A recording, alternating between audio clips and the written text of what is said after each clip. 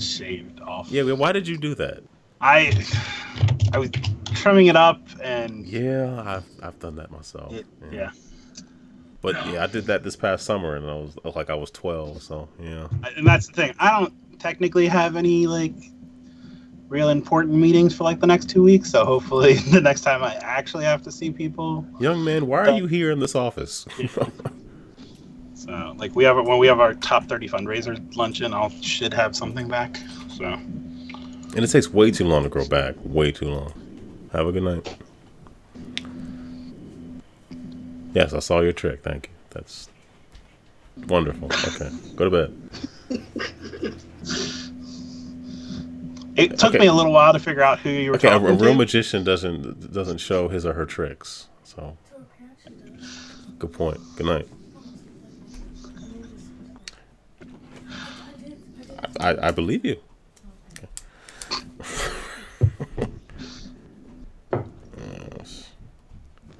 The 12-year-old and little hand trick thing that I guess she learned today. So she wanted me to see it. Nice. So, all right. How do we do this thing? I start talking, right? Is that how? Something about an intro? We've done 300 and something of these. You figure I would know at this point.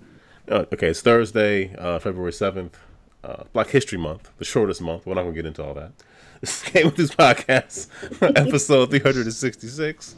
I'm Aaron, one of the hosts here. Tiny is also here. I am here. Mike is not here. He is not. I mentioned talking about Bumblebee on the show today, and he just said, "You know what? I can't even do it. I'm not even going to show up." I said, "Wow, taking it really seriously." Strong feelings on the Transformers. But we're always here. What's more important is that I move this window so we can see our lovely guest face. Jazz is joining us today. I should have asked this before we started. Like, we can call you Jazz, right? Yes. Okay. Just want to make sure. Okay. Because did I talk to you about that? No, I talked to someone else about that. They asked what they wanted me to be called, and they were like, your real name or your YouTube name? And I'm just like, well, it's the same thing. My name is Jasmine, so. Oh, okay. But yeah, Jazz is fine. Cool. Yeah. So, well, welcome to the show. For the people Thank who you. do Thanks not, for having me. Oh, thank you for saying yes. People who do not know you, tell us a bit about yourself. Well, I am. I run a YouTube channel. I run the YouTube channel. It's Jazzio. I guess I want to say that I do like comedy, gaming, and vlogging. Where like I don't take myself seriously. I don't take my game seriously, and I definitely don't take my vlog seriously. Like most of my vlogs tend to be like rant vlogs over things like my last rant vlog was over pine cones. I saw that one. A rant. I saw that one. That's when you were like, I should invite her. That was the moment where I went, you know what? But yeah, so my thing is I just like to make people laugh. I like making videos. I really love editing, and I just like to make people laugh. So that's why I just started my channel. And so that's pretty much that's the main thing. I have a whole bunch of projects, but that's my main thing right now. Okay, that's your main thing. But what are your other projects? My other projects, well, I am looking into starting a podcast with my sister. Okay. This one is, I haven't really told anyone about it, so it's just kind of like, we're just kind of getting it off the ground. We don't really have we have an idea of what we want to do. We have a name, but we don't have like any other plan of when we're starting or... That's how most podcasts go. You just wing it. Yeah. But our podcast is going to be it's basically just going to be like a just talking podcast for singles that graduate, like post-grad singles. We're just trying to adult, and we're not married. Okay, that's very specific. Yeah. People who like almonds more than cashews and play games after college. Okay. Yes. Okay.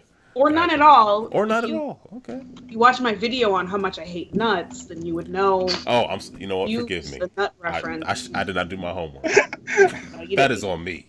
That's okay. It's still early, so.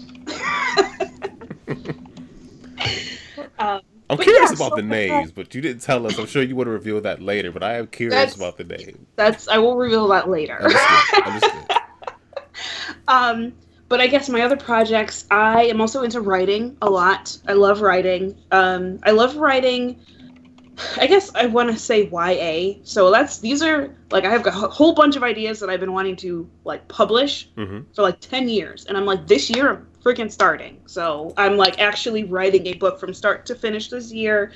And then I'll worry about editing and all that stuff I'm going to do with it. But right now I'm just like, okay, I need to work on writing and maybe doing some other stuff in writing too. But yeah. Okay.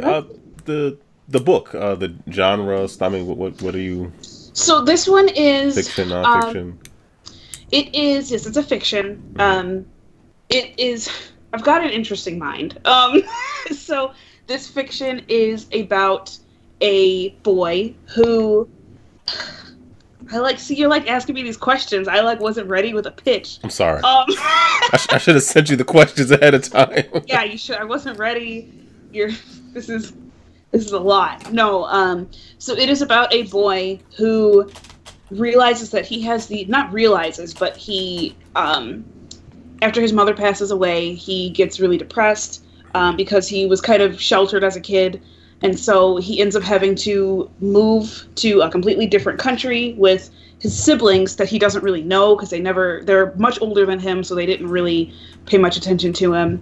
And all his siblings are like working, but he's not. Like, he's still just a little kid, and he realizes that he has the ability to pretty much summon whatever he wants, but he doesn't realize that until it's like pretty bad, like until he's like really upset and he's hurt and he just wants his mom back pretty much. And so this is the story of him trying to figure out his life.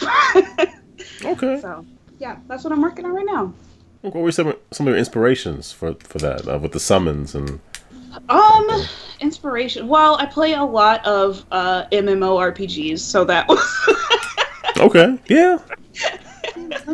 So that was the inspiration for the idea. I'm just like, I don't. Other than that, I honestly get a lot of my inspiration for writing from music. So I love listening to music with really meaningful lyrics before I write any. It's like, I don't know, it kind of sparks my imagination. Good music sparks my imagination. Like what? Just I know I keep layering these questions, but one of my favorite bands, which broke up, is they were called Thriving Ivory, and their music is just, it's really good because their music just either it tells a story or the lyrics are just really, I don't really know how to explain it. They're just good. He's a good singer.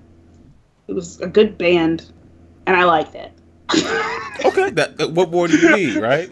Right. Leave me alone. Yeah. I liked it. Yeah. What genre of music is Thriving Ivory? I've never heard of Thriving Ivory. It's alternative rock. Okay. So, and I like that band. They broke up, but they broke up like more than once. Like, they were Thriving Ivory, then they went on a hiatus, and then they came back as just two of them, and they were just Ivory at that point. they weren't thriving. Sorry, but Tiny's like, just stop. I'm sure Mike would probably know who Thriving Ivory is. He might. Anyway, I'll be here all week.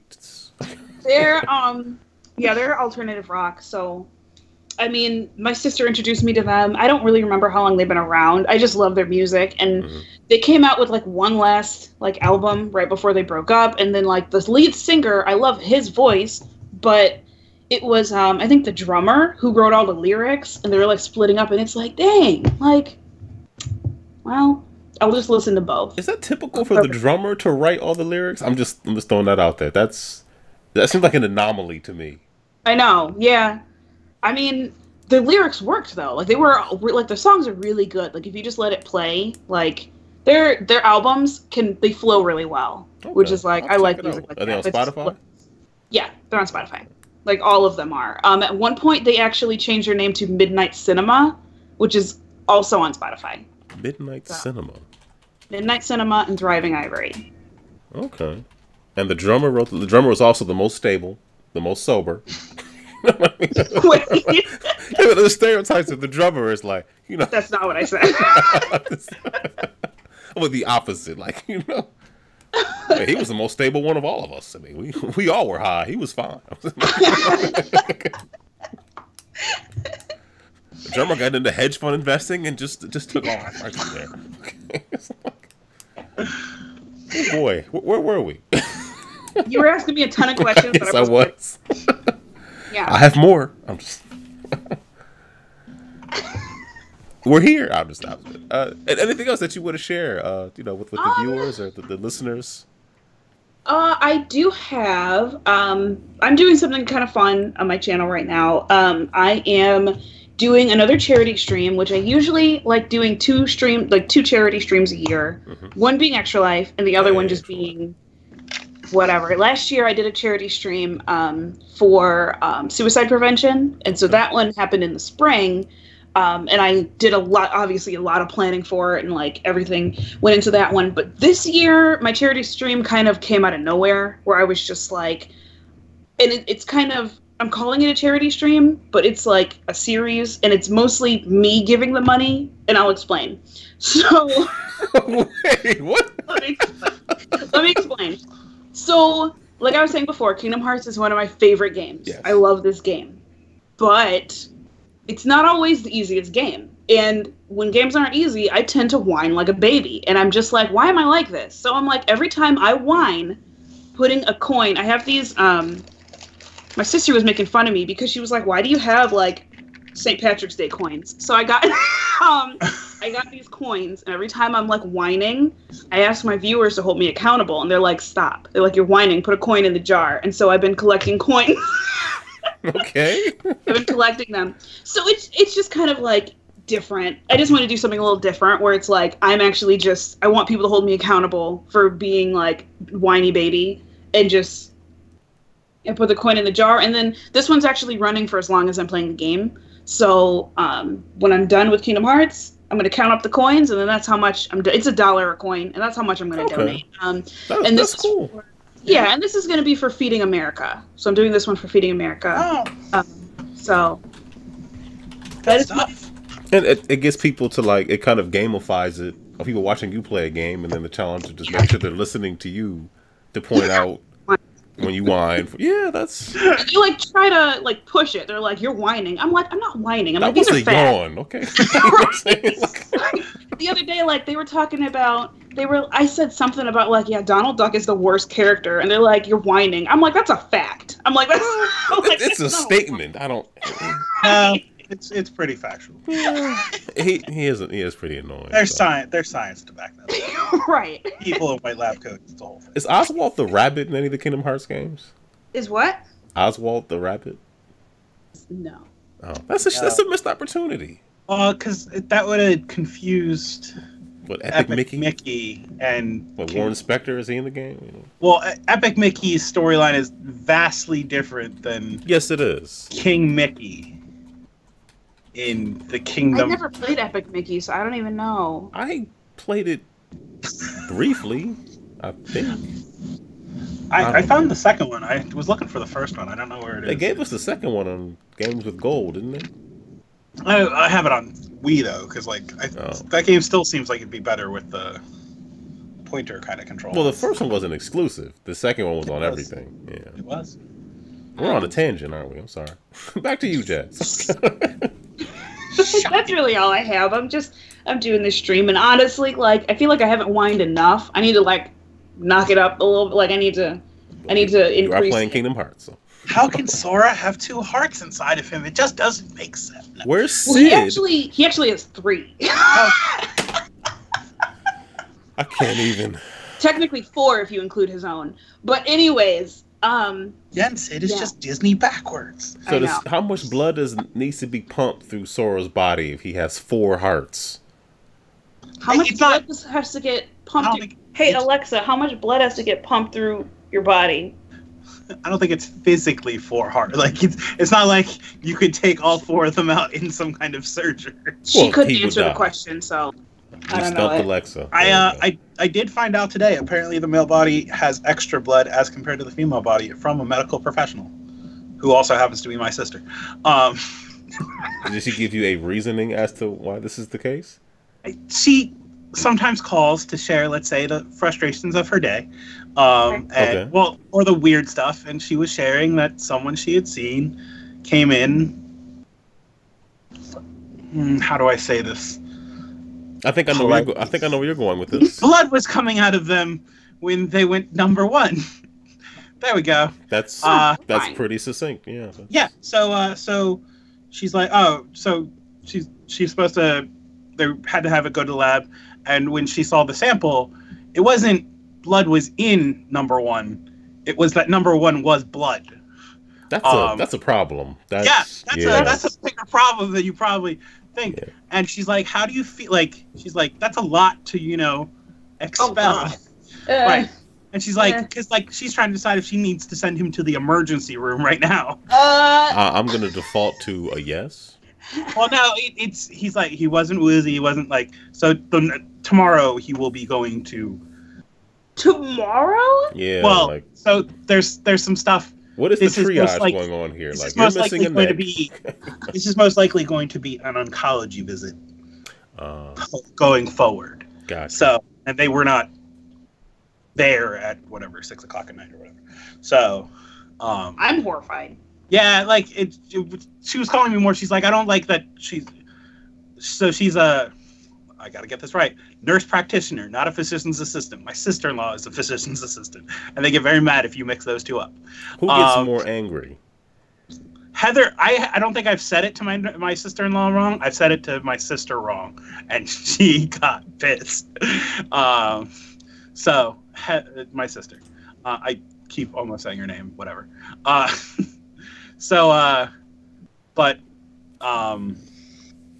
Where were we going with this? I was saying, who gets more upset? Well, it wasn't that she was complaining. She's frustrated about the number of people she's had to essentially say, hey, I think you might have cancer. We need to start a treatment. This early in her career. She's been doing this for, 5 years now? So, and I'm like, it's just the reality of, it's better than being desensitized and going, yeah, you have cancer, all right. Right. Yeah. Between the two, so. But yeah, so I'm like, this is the reality. It'll be what it is. You do what you can. Yeah. So, but anyway, so yeah. You're taking the show into a happy place, Tiny. Thank you. I don't know. Yeah, I was gonna say I don't know. I don't actually remember how that came up. But it was that. So but that led to, she said, oh well, the male body actually has a surplus of blood versus what it needs as compared to the female body. You're just. I don't know what that means. You just have extra, so you can just pee it out. It's why he wasn't fainting, or having, why he wasn't yeah. Is that true though? Again, I'm going to. I'm not going to call your sister. I'm just saying, is that true? I'm going to refer to the medical professional that told me this 4 hours ago. I'm going to believe it. So. Believe it. Yeah, so anyway. Jazz, I'm going to verify this one. I'm just saying, I'm going to look this one up. I don't know. Alexa couldn't help me, so. Well, Alexa knows more about Sora, so we'll stick to Sora questions for Alexa. Anyway. Well, Tiny, what is going on with you, good sir? So yeah, we'll talk about other, I don't know if it's more lighthearted stuff, but I started watching a TV show on Sci-Fi called Deadly Class, which apparently is based on a comic that I've not read yet. But it's like the show is set in the late 80s, and you're following this kid whose parents, this is real downer time. His parents are killed. And they're killed by a lady who, so it's the Reagan era of the U.S. Reagan has cut funding to mental institutions. So she's a lady that had schizophrenia, manic schizophrenia. She jumps off of some building and lands on this guy's parents. You know why she jumped? Because ketchup was a vegetable. That's why she jumped. So, no. I don't understand this. So that was a discussion about school lunches. Yeah, that was a Reagan era. God. Yeah, ketchup counted as a vegetable, even though it's fruit. Tomato was a fruit, but whatever. Yeah, made from fruit, whatever. But in this thing, the idea is, so this kid is now in foster home, and essentially he gets recruited to this school that is raising master assassins. Okay. And like most schools do. Well, it's like the Hogwarts for assassins. Think of it like Harry Potter style. And Benedict Wong, who weirdly played a character called Wong in Doctor Strange, or he was the guy who headed JPL in The Martian, or if you saw Annihilation, he's the guy that's interviewing Natalie Portman. I is like spoilers. I didn't see Annihilation. Thanks a lot. I just watched it last night. Save the 2.5 hours of your life. Wow. So I didn't even put it on the. I already bought it. Oh, you didn't watch it either, Jazz? No, and I didn't buy it either. It's on Amazon if you have Prime, but like, it feels like it wanted to be a higher, like a more like, oh, it's such a thoughtful sci-fi thing, and it's like, yeah.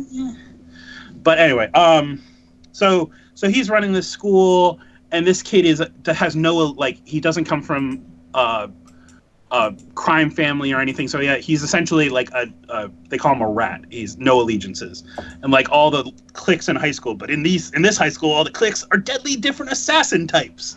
So it's like Yakuza versus Mafia versus like Southern White Power, and like they're all sounds like some school. Yeah, it's so weird. But like also the white power people are aligned with the communists, the Russians somehow.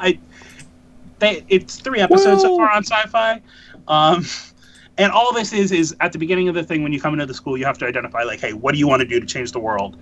And he's like, I want to kill Ronald Reagan because he ultimately was responsible for it. Ketchup was a vegetable, so that's a callback. Anyway. Oh, it's not. It was just to say that we had anyway. School lunch programs are a whole different topic that we could. We can go down that rabbit hole. I'm ready. Are you ready? I'm good. Other stuff we talked about last week. I said I had to be up at 7 a.m. to go help my dad set up a new TV last week because they were replacing their old TV. I was there. TV eventually came at 10:30 or whatever. Set it up. And the moment my mom got home, she said, that TV's too big, and it got returned, apparently. To which they bought another TV the next day, and I got to go over and set it all up again. But was the TV too big? 58 inches, and apparently they felt, as the story goes now, they felt. But the story is, my mother felt it was too big for their living room. And I'm like, this story's not, or this, their justification's never going to work on me because I have a 65-inch television over there. Like no, your TV's small. So they got a 49-inch television, and that's apparently the right size. So your TV would eat my TV. Well, yes. Wow, no hesitation. Yeah. I don't know what else to say to that. Yes. It's a nice TV. But I was texting with Aaron and Mike and some of our other friends from GameEnthus, and I was saying like I'm bringing my Xbox over because I want to show them 4K content because right now they don't have anything that can really drive 4K content on this new TV. So I brought the moment, but I'm like, the moment I hook up this Xbox and I see this 4K stuff, I'm gonna want to go buy a 4K TV. Of course you are. That's a bad idea. My TV is fine. It does everything I need it to do. Except 4K. Well, yeah, it doesn't, or HDR. Wow. So, and thankfully, throw the whole TV away. Exactly. Yeah. Biggest issue though is what do I do with this TV if I were to replace it? Like my birthday. Put it in my living room or my bedroom. Just stack the TVs. Oh, yeah. I was just saying, like, well, my birthday's this summer. I was gonna send it across. Yeah, just get right on top of it. Get right on top of it. Just put a stamp on it. It'll ship fine. Just the stamp, one stamp on the front, in the very center of the screen. Yeah. It'd probably be cheaper just to buy you a TV and display. Anyway, so I got to reset up everything again, which was fun. Like it's easy to do, but but as listeners of GameEnthus know, I am not a morning person. So when my father, I love him, he's retired, he's a crossing guard now. He told Best Buy, they can deliver between 7 and 10, even though he literally has a school route he needs to be at. So he's like, hey, can you be at the house? Like, yes. I will get up at 6:30 on Friday morning to go take care of your TV. Like you do. Yeah, and then they didn't show up till 10:30, and it was already snowing at that point because we got hit with snowstorms on Friday. I just felt bad for those guys. Yeah. Like around in a box truck, like that is not what I want to be in in this weather. But aside from that, I told Aaron about this earlier on text. I happened to be looking through Amazon today to watch something, and I saw The Guardians, which is people might have seen this like a year or two back. It's a Russian movie, and it was pegged as like the Russian version of the Avengers. And so there's an English dub of it on Amazon Prime. Oh, yes. It's an English dub, and they're always great. Privyet. So, and like, it's literally like one guy turns into a bear.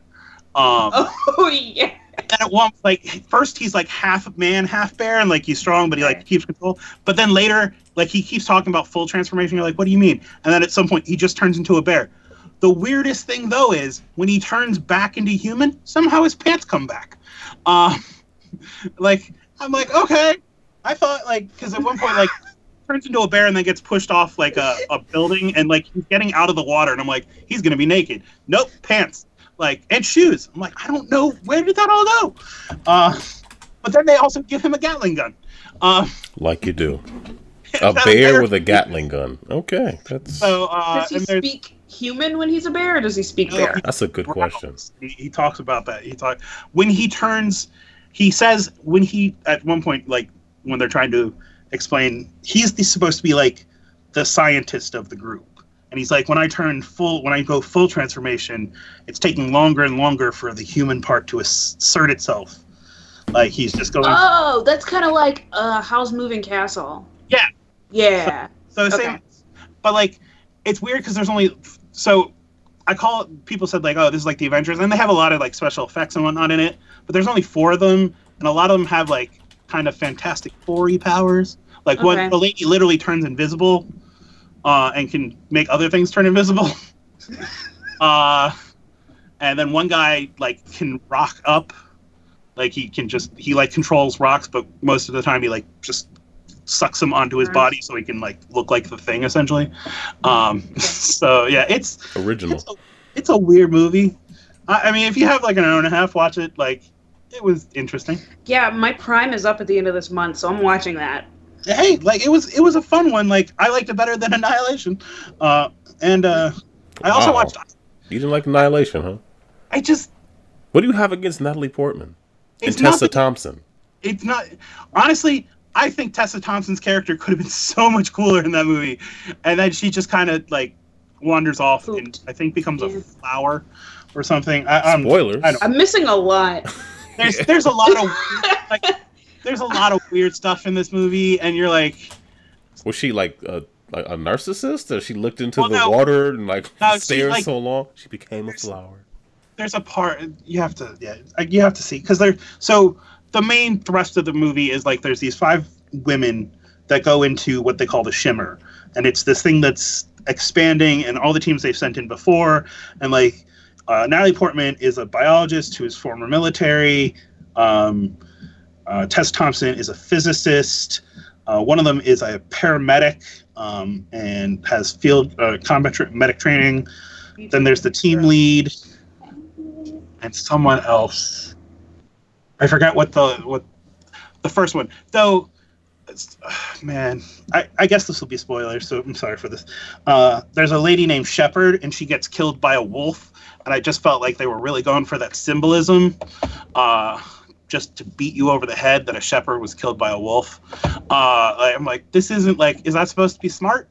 So, but I don't, did you, Aaron or Jazz, did you guys watch IO by chance either? It's on Netflix. No, I haven't seen that. I'm really bad at staying up to date on movies. I just saw Into the Spider-Verse last weekend. At least you saw it. That's excellent. Yes. That's such a better, we could talk about it. That movie. We already talked about that movie a lot. That movie is very good. I want to see it again, and I'm just like, when does it come out? Is it a film? But IO is interesting. Anthony Mack. The thing is, I was texting with people during both of these movies, and I just kept referring to everyone as their, like, popular sci-fi character. So I'm like, why is Padme, so Natalie Portman, talking to whoever the guy that plays Poe Dameron from the new Star Wars movies is?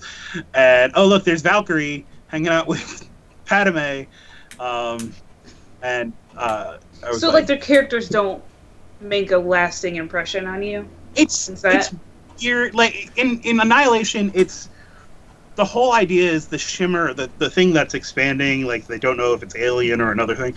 They're like, it's refracting light, or it acts as a prism, so it's refracting what it sees. And at some point, they're like, oh, it's actually refracting everything in here, including the humans. That's like there's changes going on, and you'll see in the wall.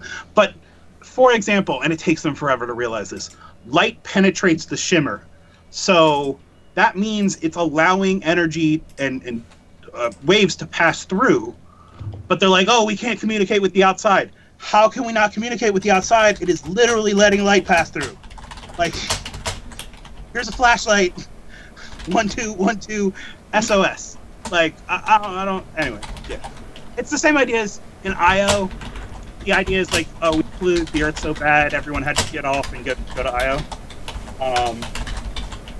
But the lady drives an ATV into the contaminated zone, and I'm like, that's a combustion engine. How does that work? So if there's not enough oxygen for her to, like, she can't use a gas mask. She has to have like a rebreather. She has to have a scuba tank essentially. So like, how does her ATV work then? But this is when Dave gets, or Tiny gets real semantic. So this is why we don't watch movies. Too much science, not enough fun. There's no sound in outer space. Yes. Why? Again, it's The Last Jedi. I don't understand why the people literally on the planet turn around when the ships come into the universe, into the galaxy. Like, it's not like they heard them.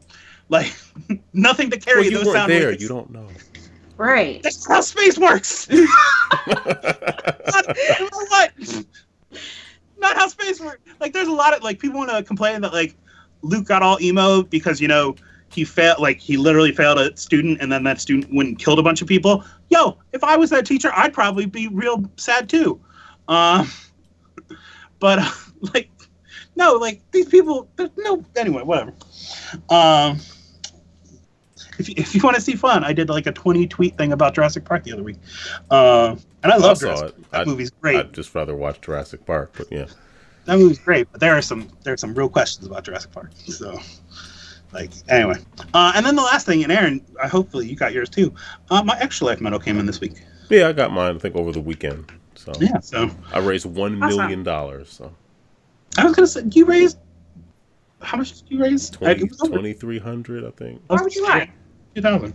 I'm just kidding. But that's awesome. Congratulations to both of you. I love Extra Life. Yeah, we've been doing this for quite some time. Yeah, Tenny was telling me before we got started about you guys doing it for a while, and I've done it just the 2 years, but I love it. Like, I'm gonna keep doing it. Good. Do you guys usually do it like your own day? Like, do you? So game day usually falls around.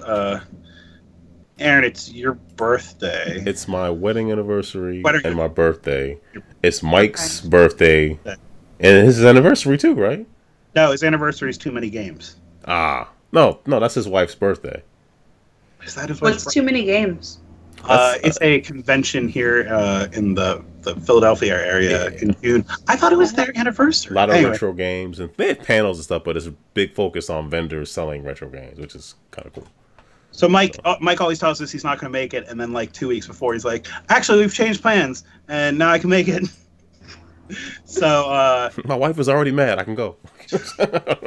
He's never said that. I'm just kidding. So yeah, so like we did ours. The second week of December. Yes. In 2018, because it was the first. Like, we do a survey from essentially like mid-October till mid-December, saying like, "Hey, what's the weekend we can get the most people together?" And it is never game day. There's too many of us to make it. Yeah, it just never works out that way. Yeah. So. Okay. Do you do? Do you do yours? You said you do it twice a year, but is one of them on game day? Yes. Okay. Well, I don't do Extra Life twice a year, but yeah, I've been doing it on game day just for my own like time management to just do it on game day. Like, it's just like, okay, I have to do it this week, and it's just. That's just when I started doing it, and I just like doing it game day too. Because then when I'm done with my stream, I can go check out other people's streams or like before. I'm saying before, but it's pretty crazy. No, hey, it makes sense. Like, if the call to action is exactly there, and I mean, that's what Extra Life sees the just a huge leap in donations is game day. So, but so I like that we don't do it on game day because everybody is doing it on game day. Yeah, and then it kind of makes your own stand out more when you're not doing it game day. So like. Or when somebody puts it on Shaq News. But yeah, sure. Yeah. Wait, what'd you say? I've heard of ours put it on the front page of Shaq News. So that really helped viewership for us this year. Well, last year. It really skewed my Twitch numbers. I'm like, oh, they're like, you could be a partner now. I'm like, I really can't because I'm not going to have 300 people watching really for another year. So. Ever again. So yeah, like. And that's it. And we started our stream and there were 50 people already watching, and we're like, oh, there has to be a mistake. Like something's broken on Twitch. There's no way there's 50 people already in this at whatever 10 a.m. in the morning watching us set up Smash Brothers. So not even playing it. Yeah, it was that, and then complaining that most of us were too old to see our own characters. Well, we are on the 65-inch television. Yep. So, but Aaron, what about you, sir? I will hand this over to you. I have to look at the outline. What did I do? Oh, I saw Bumblebee. And I really do wish Mike was here because he is the Transformers expert, if you will. Whereas, I had Transformers growing up. I had Optimus Prime. I liked the cartoon, but he really knows Transformers. Anyway, the movie definitely, just looking at the trailers, wants you to think like, hey, we're doing something more along the lines of the original cartoon. And it was actually pretty good. It was the best Transformers movie they've ever made. Really? It was the best. Well, I mean, like that's not a high bar. Like it's not. That's not hard to do. I didn't actually watch the show, and I didn't play with the toys. I know the theme song. That's something. But that's as far as I know. And like I watched the other Transformers, but I've been meaning to actually watch Bumblebee. Or go see it. I just haven't yet. I'm really behind on new movies this year. I had some time on Tuesday, and AMC does the $5 Tuesday ticket thing. Oh yeah, nice. And then when you use Cinemia with that on pay for the ticket, it was fantastic. So, no, I enjoyed the movie. Some parts were a little hokey, like at the end. I kind of let out a very audible, really, but before all that, I was with it. I was like, all right, I see this. I like this. Is it when someone shows up or what? No, it was when somebody does something that's a callback to their childhood. It was just like, come on. But like that and maybe another cheesy part were the only things that I was just like, but everything else, like it was a fun movie. Like John Cena was good in it. John Cena was it? Yeah. John Cena. He didn't do this though. But I was gonna say he didn't go invisible at any point. But like the beginning of the movie is like straight up like old school. All right, the trailer they show like a hologram of Optimus Prime, but like in the beginning of the movie it was like straight up on Cybertron, characters you recognize, looking like looking like how they should look. I mean, Optimus Prime doesn't have lips. No, I don't. No, he does not. And if he did, was this a debate before? Well, the Bay movie. In the movie, his faceplate goes. It's supposed to protect it. It's supposed to be armor. Yeah. And he has an actual mouth because so one of the problems with the first Tobey Maguire Spider-Man movie is that scene where him and Green Goblin are on top of the roof, but both of them are wearing masks. So if you don't recognize their voices, you don't actually know who's talking because you can't see either of their mouths. Well, so can't you see Willem Dafoe's mouth later on? Oh, if you look closely, it's only a grate. You should be able, and also it's Willem Dafoe. He's a pretty recognizable voice. Yeah. Well, that if the whole point of that thing was that he had a contract with the military, somebody with the Department of Defense, to make the power suit and the glider. How was the Goblin mask, a part of that? Where did that from? Where was the document with the requirements for the Goblin mask? Right. Just I need a little extra in the budget. Exactly. This is how we're gonna fit the rebreather and whatnot in there. The eyes and everything. Yeah, like this is how the night vision works. It's the questions like that using actual logic are. If you go like back to Bumblebee, like if you ask yourself too many questions like that, you'll like rip it apart because there's some things that it's like if you just think about it, it's like why would anyone do this? Why would that make any sense? But I enjoyed it though. Now maybe it's because they made 5 of the other ones, right? Yes. I saw 4 of them. I didn't see the last night because I think it was almost 3 hours long. It is very long. Awful. It is very bad. So I didn't watch it. So when they convinced Anthony Hopkins, he's like to be in that movie. They dangled a check in front of him like, there's more zeros on it. He was like, I have standards. No, I don't. They also like retconned it that Transformers had been on Earth for like forever. They were part of King Arthur in this movie. Yes, they were part of King Arthur's court. There was a Transformer that killed Hitler, and it was like a pocket watch. It wasn't a gun that just transformed into. No, because you see it in Anthony Hopkins' like study, like when. So also you got to remember. So, the first 3 movies were the kid from Disney Channel, Shia LaBeouf, yes. Yeah, and then they changed to Mark Wahlberg, and that's the 2 movies. And like Mark Wahlberg is who's talking to Anthony Hopkins, and he's like, "Don't touch that. That's whatever the watch that killed Hitler or something." But they also show like a scene of World War II with Transformers attacking Nazis, and you're like, "But wait! At the beginning of the first movie, they say the Transformers are just arriving on Earth in like 2000. I don't understand." Respect the game. So, and then this movie does like the same stuff. Like like this movie is very careful to try to tie right into the Bay ones, but also like winking and nodding, like, "Hey, Optimus Prime doesn't have lips that purse." So maybe we're going in the right direction. So I don't know. I really want Mike to see it because I know he's not going to love it, but I think he'll enjoy it more. I think there's some fan service in it that will definitely, like the first 20 minutes of that movie, I can see Mike like turning into like a 6-year-old again because it's really cool to see what was like in the old cartoons, but in like really expensive CG. It was kind of dope. So I enjoyed it. Good stuff. You know, we should just watch it right now. Let's stop the show and just go. Yeah, let's go. We're done. We're gonna simulcast it. Oh, what did Larry say? I tune in and hear about Transformers killing Hitler. That's not how I thought my Thursday night would go. He said I did the portrait effect on Jazz's camera. Oh, the portrait effect. Oh, that's Skype has a blur your background. Oh, I broke everything. Oh my god. No.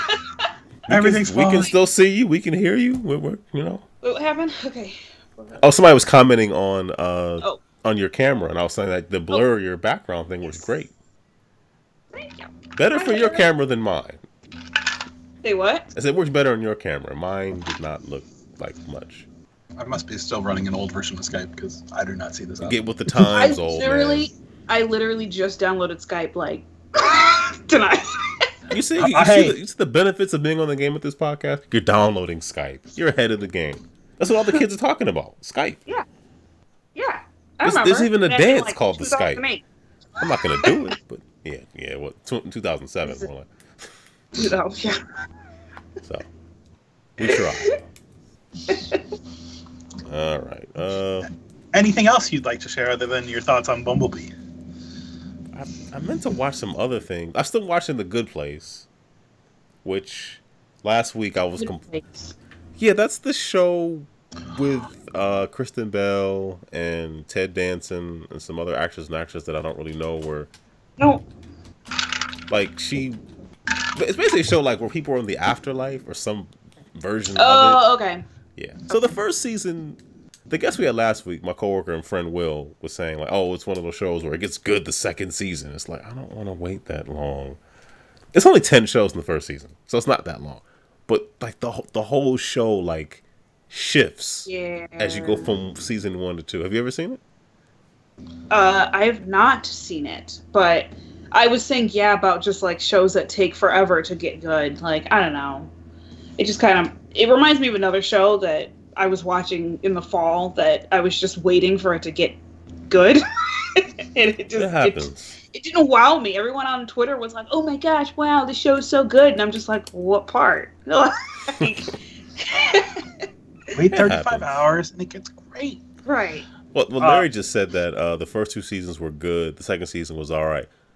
Like, once the shift happened, like, I was like, wow, they've really just, like, the show was just transforming into something different. But then it kind of fell back into some of the old routines. I'm still watching it, but I don't know. I like it, but I don't know. I'm hoping they can deliver something new, because once they explained everything, it was like, okay, the cat's out the bag. You know what the real deal is. So what are they going to do with it? So, I don't know. My default is to watch The Office again. I'll just watch The Office no matter what. So, yeah, pretty much. So speaking on The Office, I got a Netflix notification saying, oh, shows you might like, The Office US edition or whatever. The Office is one of the best shows ever made. Aaron, did you hack into my Netflix account? Yes, I did. You're welcome. Was this you? That show is so good. I thought you were going to say that they're taking it off, because it's just I'm destroying my Netflix account. Like, to me, instead of spending $100 million on Friends, The Office is worth $100 million. Well, aren't they making isn't the creative team making a new show? Yeah, that can I don't know how I feel about those. I'll watch them, but it can't compare, though. Yeah, I don't know. Sometimes you just gotta leave. You gotta leave it dead. Like, but they don't know how. I know, because like with The Office, even when I watch it all the way through, I never watch it till the end again, because I'm just like, I don't want it to end, so I just start over at the beginning. Yeah, that's the sweet spot. And once Michael leaves, it dips for a while. It rises back up, but not nearly as high as it was when he was on. Right. Robert California was legit funny though, because he was so creepy. Like, every time like people quote the Lizard King part, I lose it when he's just like, I forgot everything he said. I forgot the actual quote, but he called, like, when Andy was like, I think it was about the Notebook, and like Andy was like, "I'm cool too," or whatever. Oh, like, he had the names written. Yeah, and the two different. Like, I'm the Lizard King. You can't mess with me. I'm like, what is he? Like, what are you talking about? Yeah, I've seen the first 4 or 5 seasons more than the other ones. Because, I will go back and talk. And Larry agreed. He said The Office is legit, tiny, quick, slow plan and get on it. The Office is really that good. Man. The hype is real. I'm just saying, like, Steve Carell is the greatest in my head, and the 40-year-old virgin. Yeah, you don't like Steve Carell, you can't watch The Office. Like, I will say that. Cause the 40-year-old virgin is a favorite movie. I will say that Michael is really hard to bear. like the one episode I skip is the high school one, where he goes back to the high school and he's like, the kids were like, "You said that you were gonna pay for our college." Scott's and I'm like, oh my, and I have to skip that episode. Yeah, I hate it so much. I like it, but yeah, sometimes I'm not in the mood for it. I know what you mean. Scott's Tots was an excellent episode. Yeah, Scott's Tots. When he bought them laptop batteries. And he was like, well, they're lithium. And then the kids, like, literally... That was good stuff, man. That was really good. Oh, my God. Ty, you need to watch. Stop messing around, man. I'm just like... Larry said watch it. You have to watch it because Larry says so. Right. I'm busy watching Deadly Class and Russian superhero movie. Did anybody catch the trailer for the new Shaft, which is called Shaft? Yes, again, another movie called Shaft. I'm confused. Wasn't the other one called Shaft? The 2000. Yeah. When I was in high school, so that had to be 2000. Yeah, like 2000. Yeah. Why are they calling it Shaft again? It needs a subtitle. I guess I'm kind of also surprised they're continuing the same. I thought they were going to make a sequel to the Samuel Jackson Shaft, and like this is the first time they've done a sequel for it, or at least it's gotten further. Yeah. Well, right, but this is also 19 years later. Yes, I thought they were going to be a little sooner. I mean, Richard Roundtree is in the trailer, so the original Shaft, which is cool, but it needs a subtitle. Why don't just call? That's 3 movies called Shaft. Yes, that's confusing. For who's gonna be young Shaft people. In this? Richard Roundtree, Samuel Jackson, and then Samuel Jackson's son. I forgot the actor who plays his son. Yeah, and it is a comedy too, which is also like that wasn't a comedy. It was never a comedy. So I don't. So yeah, there's. I don't know. I watched the trailer last night and I was like, I'll see it again because I like Shaft here. I saw That's what Scoop Moose says. But yeah, it was. I was shocked to see it. The trailer last night. I was like, wait, why am I seeing a trailer for Shaft? Exactly. Like it says it's like 10 minutes old. What? So, it's the thing. Yeah. I mean, I'll see it. So, we got a question in the chat from Larry. He says, which consoles have a VR component on next generation? Will Sony continue its efforts? Will Microsoft get behind AR? And will Nintendo shake off the memories of the Virtual Boy? Jazz, you want to take any one of those? Yes, I don't even have VR. I'm like, no. Like, well, how about you guys talk about it? Like, I don't really know. I don't know. Okay. Aaron? Well, I think that with PSVR being, I guess, the quote-unquote most successful VR platform, having sold the most units, okay, I think they're going to continue with it. I mean, they put games out on VR like weekly. I mean, there's constant content. Yeah, there's some really good games on PSVR and VR period. So I think Sony definitely sticks with it. But I mean, the new console, they can certainly charge a premium for better hardware. People will stomach it because it's a launch, I guess. Yeah. Microsoft, I don't know. Like, apparently they've patented some new glasses that apparently use technology that's in HoloLens. But I don't know.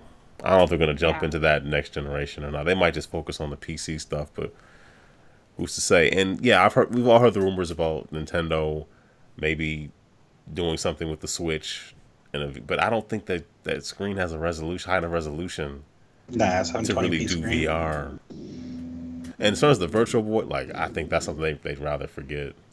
They would, but I mean, Nintendo has had like the GameCube. Part of the reason it had that digital out port on the first version of the GameCube was because Nintendo was developing a VR headset. Yeah. Or the GameCube. I thought it was a 3D thing. It was a 3D. Well, it was supposed to be you put it on your head. Okay. What did you put on your head? Okay. Yeah, it was still a headset kind of thing. So so like there was that discussion that was like they've been doing, and then you have the 3D from 3D that eventually went into 3DS. Which we all used all the time. Yeah. Yeah. Yeah. So I mean, I don't know. I would hope PlayStation offers some kind of backwards compatibility for whatever PS5 or whatever it's going to be called to support the existing headset, because they've sold over 2 million of them now. It seems like it would be tough to get people to go buy another headset. Yeah. No, soon. Yeah, but at least a controller update or something. But there's that rumor of a controller update already. Yeah. To get off the Move. But it's just unless the PS4 can really push like who are the people that were just showing 5K and 8K headsets at CES? I have no idea. So like until it can push that, like what are the benefits you're getting from a PSVR that's a slight upgrade? Probably one of those goofy headsets you slide your phone into VR, but instead with this. That's what I was laughing at. I mean, maybe like I don't know. They got my nephew one that like you put the phone in and it like I think there's a prism in the middle. Yeah, there's a prism in the middle. Like just put the images out to each eye, which is what the Virtual Boy used to do. Like, and blind children who were 7 and under. Yeah. Yo, welcome to the glasses. So yikes. Virtual Boy for the win. Yeah. Yo, Wario Land was awesome. It was worth it. Well, that's why. Have you watched any Jeremy Parrish's Virtual Boy? All of them. Okay, so he talks about golf and baseball in this week's one, the golf and baseball games that came out. So I had a Virtual Boy. I got one while they were clearancing them out, and lucky. We got me a couple games. but the stand broke at one point. So what we used to do, and by we I really mean me, is you just lay down and then just have because the whole thing's really the headset. Yeah. Just have that like lay on your face, and it would look like once you were done, once you stopped playing and you took it off, it looked like you were wearing goggles for like the last hour. You shouldn't play that for an hour. I mean, okay. I believe the warning was, if you operate it for more than 45 minutes, please do not operate any heavy machinery or perform surgery. An hour afterward. I was 12, so I wasn't really going to be using any heavy machinery. I'm going outside and get into the Bobcat, Mom, Dad. All right, Tiny. My parents calling me a name that I wouldn't be called for at least a couple more years. There's a hole in your car, Mom and Dad. All right, Tiny. No, I had. I had to have told the car story. Yes, I've heard the car story. Okay, you've heard. I operated a car when I was 4 years old. Okay. I accidentally crashed it into a tree and then abandoned my baby brother, who's in his car seat, to go hide. Well, courage is learned. Every baby four. brother's. I was 4. Yeah, like I had a broken leg. I had to hop on my. You had a broken leg? Oh, okay. We'll tell this real quick. I don't remember that part. I broke my foot. So this is the whole reason that I was put into the car. Now it's a foot. I had a cast all of my leg. I had a cast all essentially up from like right below my knee down to my foot, but I had broken my foot. So I couldn't ride my bike, and I wasn't allowed. There's a hill. Our neighborhood's essentially where my parents live is built on a hill. I wasn't allowed to race my wheelchair down a hill, so my parents put me in the van. Where did the wheelchair come from? What? Because I was a 4-year-old. A broken leg to a broken foot to a cast to a wheelchair. Well, no, I was a 4-year-old, so using crutches wasn't always. So I had they had a wheelchair. Okay, that makes sense. Yeah, that does make sense. Not the werewolf part, but yeah, sure. So I missed that part.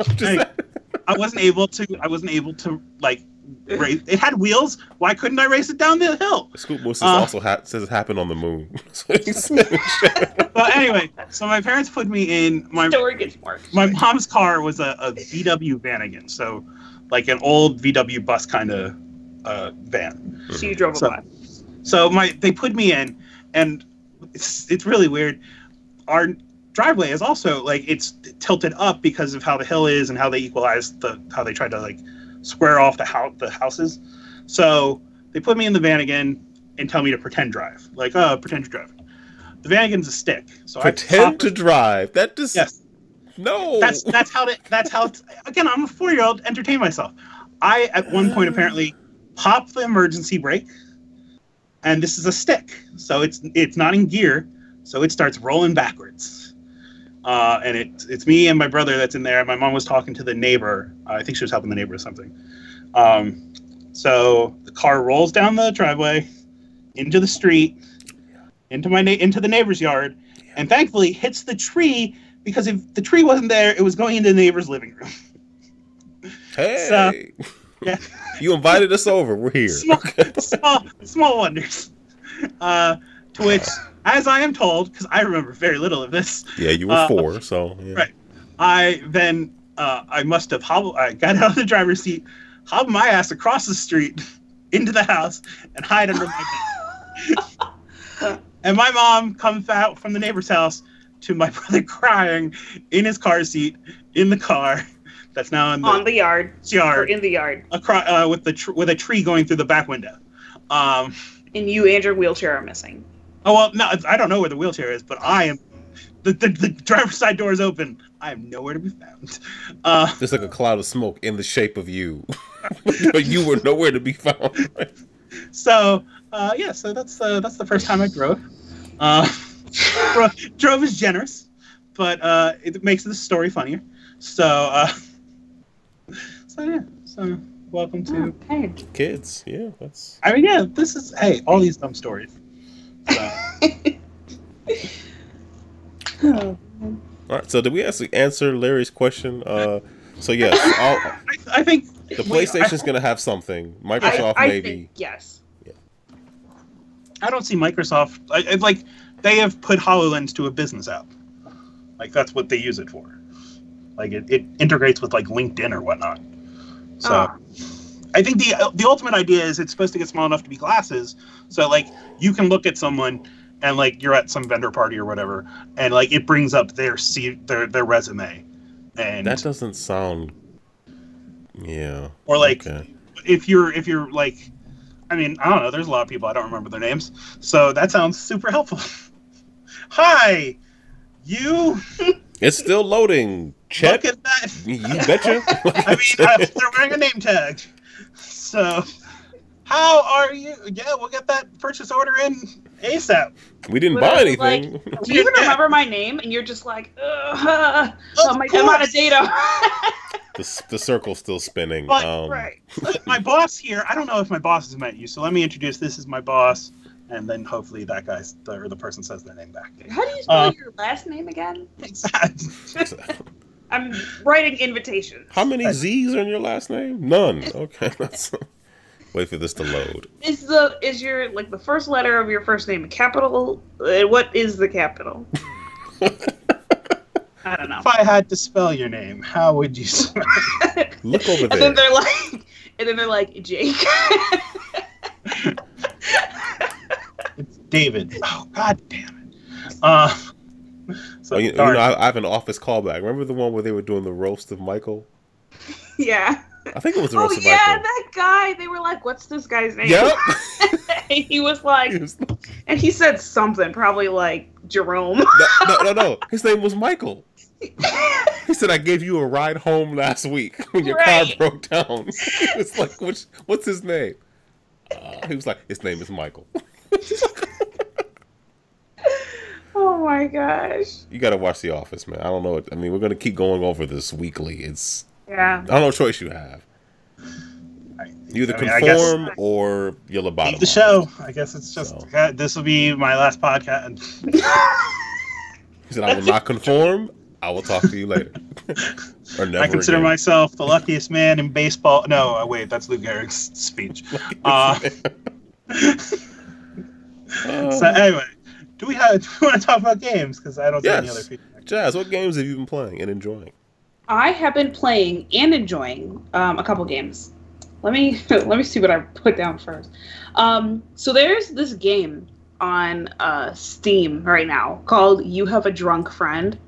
Okay. It is hilarious. Like the game, it's on sale right now for like $1.49, and it's just like it's one of those games where you have to like control each arm and like I forgot like what kind of game that's called, but it's like what's the Octodad kind of thing? Yeah. Okay. But like, so I mean, it's like WASD. You know, you can move or you can use the arrows or whatever. But your friend is drunk. I'm pretty sure you're both drunk, but your friend is drunk and they have like a health bar and they're constantly falling over and like hurting themselves. And like you want to like sober them up and stop them from hurting themselves, but you have to like help them do things around the house. Mm-hmm. And it's just, let's just say, it's just hilarious because it's just, first of all, I ended up just quitting because I killed my friend like 5 times. Like at the one point she like headbutted the TV and like flipped over it and died. And I was just like, I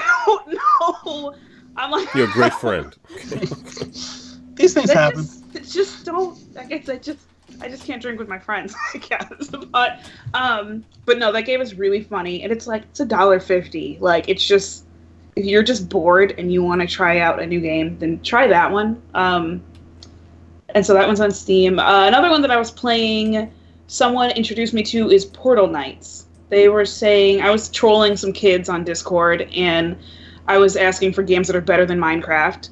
And most of them got mad, but then someone said that I should try Portal Knights. Mm-hmm. And so Portal Knights is like Minecraft, but not. It's actually really pretty. I like the game. It's very pretty. I played it once, but it first came out.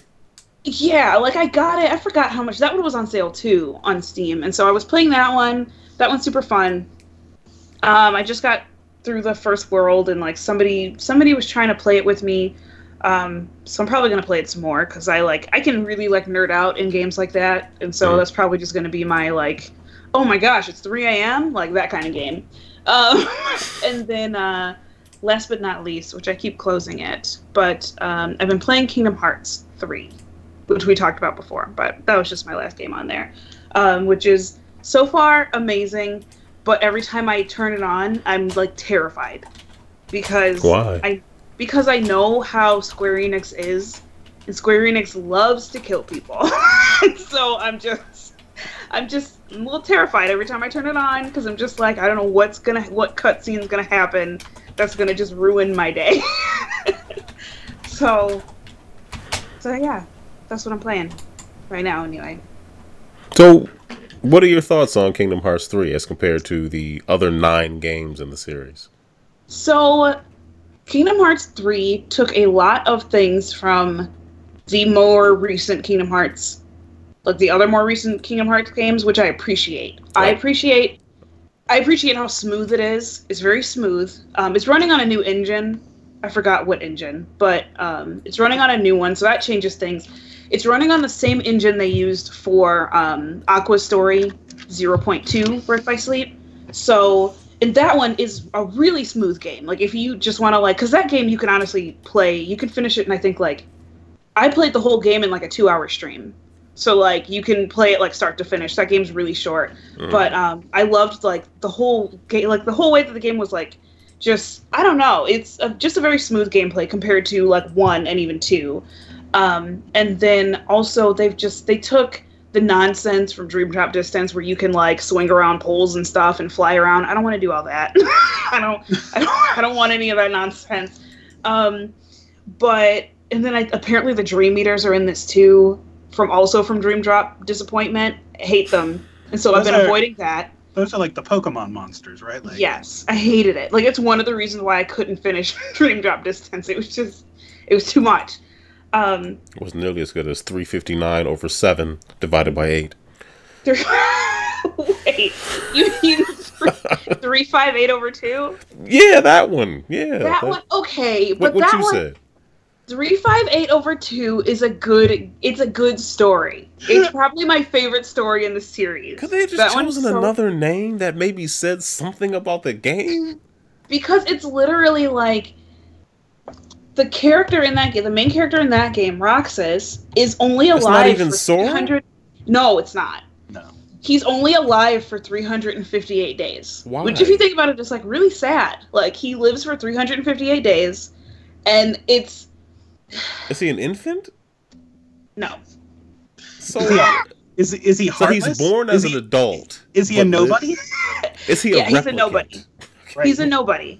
So. Aaron, what's a nobody? What's a replicant? I don't know. I know what a replicant is. What's a Deckard? The titles are relevant for the story. Like, yes, yeah. It seems weird looking. Don't encourage them, Tiny. Because I mean, I don't know. I'm not gonna be super judgy when like there's stuff that I enjoy that like. That's just as ridiculous, and I'm the same way. So I'm sorry, like, guys. Yeah, continue. Like, I'm sorry. No, you're fine. But yeah, like 358 over 2 days. To be honest, I honestly forgot what the over 2 days was. I know it, and like somebody came in my stream the other day and was like, "You don't know the Kingdom Hearts game because blah," and I was just like, "I've been playing this game for 2 years. I forgot." Like, even I know what the 2 days. The 2 days are the 2 different days of the 2 different hearts of Roxas divided by the 4 hearts of Sora. It's not multiplied by the circumference. No one's doing trigonometry here, okay? Like, it's like for 2 days. Well, don't either so way. Is it really 360 days then? Like, are you adding 2 or dividing by 2? No, the 2 days were like the 2 days were the days that he was out of the organization. Was that it? I forgot. Which organization? He's in Organization 13, which has 14 members. Are there 12 other organizations? But are most of the members the same person? Just from different time frames? No, it's just most of the members are different people. They're all different nobodies. They're just, I think some of them are like possessed, honestly. Like, but I feel like we're gonna find out like what's actually wrong with 2 them. days of vacation. Scoop Moose said. It's really 206, 360, but it's fine. It's. Does he? I think he does get at least one vacation day, though. What does he do with it, though? Eat sea salt ice cream. Yeah. I think he went to the beach that day. Yeah, he did. He destroys a Gumby ship. A Gumby ship? Is that what you're saying? I wish I did say that. I said Gumby. I wish I had said Gumby ship. In the Poke universe. But the last thing that I appreciate about Kingdom Hearts 3 that I personally think that they borrowed from Final Fantasy 15 is the fact that Donald and Goofy, 1, have personalities, and 2, they talk to you during the game. Like, even if it's just like, because they added the cell phone in this game, and you have to like try to take pictures of like the Mickey Mouse ears in different places, and they'll be like, oh, I think that's like the symbol right there, and like they'll talk to you and they'll give you hints, and it makes the game a little better because then and they also make Goofy more like a dog in this one. So he's more like Pluto.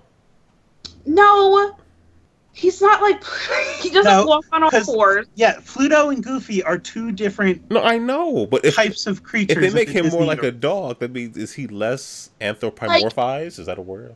The way that I think they made Goofy more like a dog is that in one of the scenes, you hear like a little kid like yelling help, and you like Goofy's like, I think I hear something, and it's somebody that's like a mile away, and only he heard it. And then like another time, like you see like a bunch of Heartless like just hanging out on a tree, and they're just like, what are they doing? And then there's like Goofy is the only one who notices tiny little Ratatouille like up in the tree, and you're just like, oh, well, he's a dog, so he should be able to see that kind of stuff. Why was Ratatouille in the tree with a bunch of Heartless? Shouldn't Ratatouille be like cooking under some man's hat? He was trying to cook, but he was trying to get fruit so he could cook. But the Heartless, I don't know where he got the fruit from, honestly. It was in the middle of a forest. We're talking about an anthropomorphic dog, so it's fine. It's all acceptable. Like, well, we're good. So let me ask you a question. Sorry, I was just going to say, with the Pluto and Goofy thing, like, I don't know if anyone's, like, read Wicked or, like, seen the musical. I have. It's like, you have? I have. Like, it's like how there's like the animals with capital A, and they like they stand upright and they like talk, like they speak English, and then animals with lowercase, and they are like actual animals. And that's how I kind of feel like Goofy is, and it makes me like Goofy and Pluto. It makes me kind of sad. Like Pluto is just like he's a lowercase animal. Like, well, that's what he like, always there's was, something. Though. Yeah, it's like Pluto or Goofy is an extraordinary. It's something. There's some designation to identify like why, because there are actual birds in the Disney universe, and then there's Donald Duck who like walks around, talks, and wears clothes. So like there is a different. Yeah, I mean he wears clothes and like he has a vest or whatever in this. Doesn't he have a hat? He wears a hat. Yeah, he wears a hat. He has a wizard's hat or whatever at some point, doesn't he?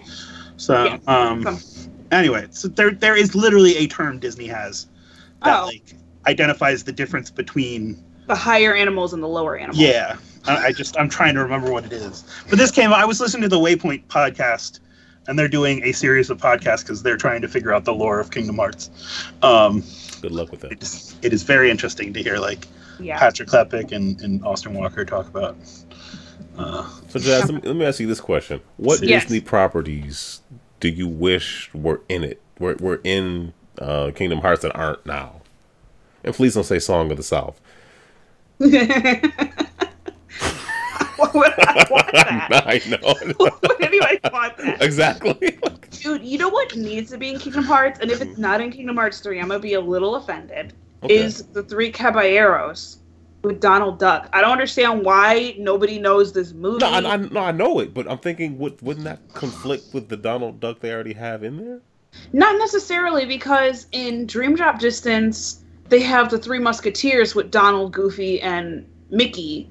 And, like, Donald and Goofy have to kind of pretend like they're not there because they don't want the Mickey in that world to know that they're not in this world with him. It's really confusing. And they do the same thing when they go back in time to Steamboat, was it Steamboat Willie? Yeah. Or yeah. Steamboat Itchy. And so They go back in time to Steamboat Willie, and they're like, "Hey, it's Mickey," but it's not their Mickey. It's like old school Mickey. So this Mickey doesn't know them. So they do kind of do that more than once. So they could do a Three Caballeros like world. So where it's like sombreros and stuff all the time, and I don't understand why they wouldn't. But aside, like, what have they done with the Three Caballeros? Yeah, like, I mean, aside from an epic song, but like aside from their, just because I happen to stay at this resort, they're at the Coronado at like Disney World down in Orlando. But aside from that, like, I can't remember the last time I saw them in like a proper property. So I don't know, but that's the world that I would want to see. Oh, that, and why isn't there like a Goofy movie world? Like, is his son in the game, Max? We can't admit that Goofy's had sex. Like, that's why. That's there. Goofy is a father. So, like, we can't. I mean, even if he just like plucks like Disney a doesn't dog talk egg about off Max though. Like other than like they haven't talked about Max since the Goofy movie. Like, I feel like there's been nothing you've seen from Max since then. Well, the Goofy movie too. Well, yeah, from the Goof Troop / Goofy movie, but like that was 20 years ago. Like, there hasn't been anything since. Because again, we can't admit that Goofy had sex. That's the whole problem right there. 100% that. Or that he's a deadbeat dad that left his son to go adventure with Donald. There's that store, this new store called Box Lunch. I don't know if you've heard of it. They have on Andre Meadows, a Black Nerd Comedy. I saw he went there. I think they are. First of all, I think they're owned by Hot Topic. Wouldn't surprise me. And second of all, they have Goofy movie merch, and I want all of it. Don't they donate like a lot of their money to? Yeah, to Feeding America. Yeah, Feeding. Like every $10, they buy a meal for somebody. That's a callback. I like that. So if you buy, so you can rationalize buying that probably overpriced Goofy stuff by helping to feed somebody who's starving. Or you could just feed them. Yes, yes, you could. No, but I mean, either way, like if you're gonna buy something, like, oh my gosh, like here's the new, like, they have some Kingdom Hearts stuff. I think it's a little lacking, but like if I wanted like Kingdom Hearts pajama pants, it's like, okay, I was gonna get these anyway, but the money's going to a good cause, so I'd rather do that than buy it from. Yeah, if you're gonna buy it, like, it's cool that something's gonna come from it. Right. Chippendale syringe set. I mean, you know, if you're gonna buy it, that's what. Okay. Chippendale make the phone in Kingdom Hearts 3. They're also what turned Sora into a millennial, so that he can take pictures, like selfies and whatnot. Yes. I'm just like, stop playing with the selfies all the time. What year do millennials technically end again? Is it 2000? That seems like, I don't understand how somebody. It's like 1980 to 2000. How can someone born in like 1980, 81 really be lumped in the same category as someone born in like 98? How can I and someone in 98 be in the same category? That's a great question. I don't understand that. Like, I didn't grow up with I grew up with the internet, but I didn't grow up with cell phones and whatnot. Yeah, like, I don't know. I don't get that. I'm sorry, like, if you were like internet, I don't mean like the military internet or how it started. I mean like like anybody can theoretically use it internet. Like, that's a whole nother. That I don't get it. But I know we talked about this before. I don't get how you can lump those people together. Yeah. So. Yeah. I don't know. Like, because when you said 2000s, I'm thinking like that's odd to me, because people that were born in the 2000s they've actually had cell phones their entire life. Yes. Like seriously have. Like, they just graduated high school last May. Oh yeah. Well, I mean, it cuts off at 2000. Yeah, and but still, Xennials, or whatever they're calling the people after them, are whatever 2002. I mean, it's if it goes essentially like a 20-year gap, then yeah, like, that's yes, the you're issue, gonna have because outliers. I feel like technology didn't make the leaps, 40, 50 years ago, so generations didn't seem.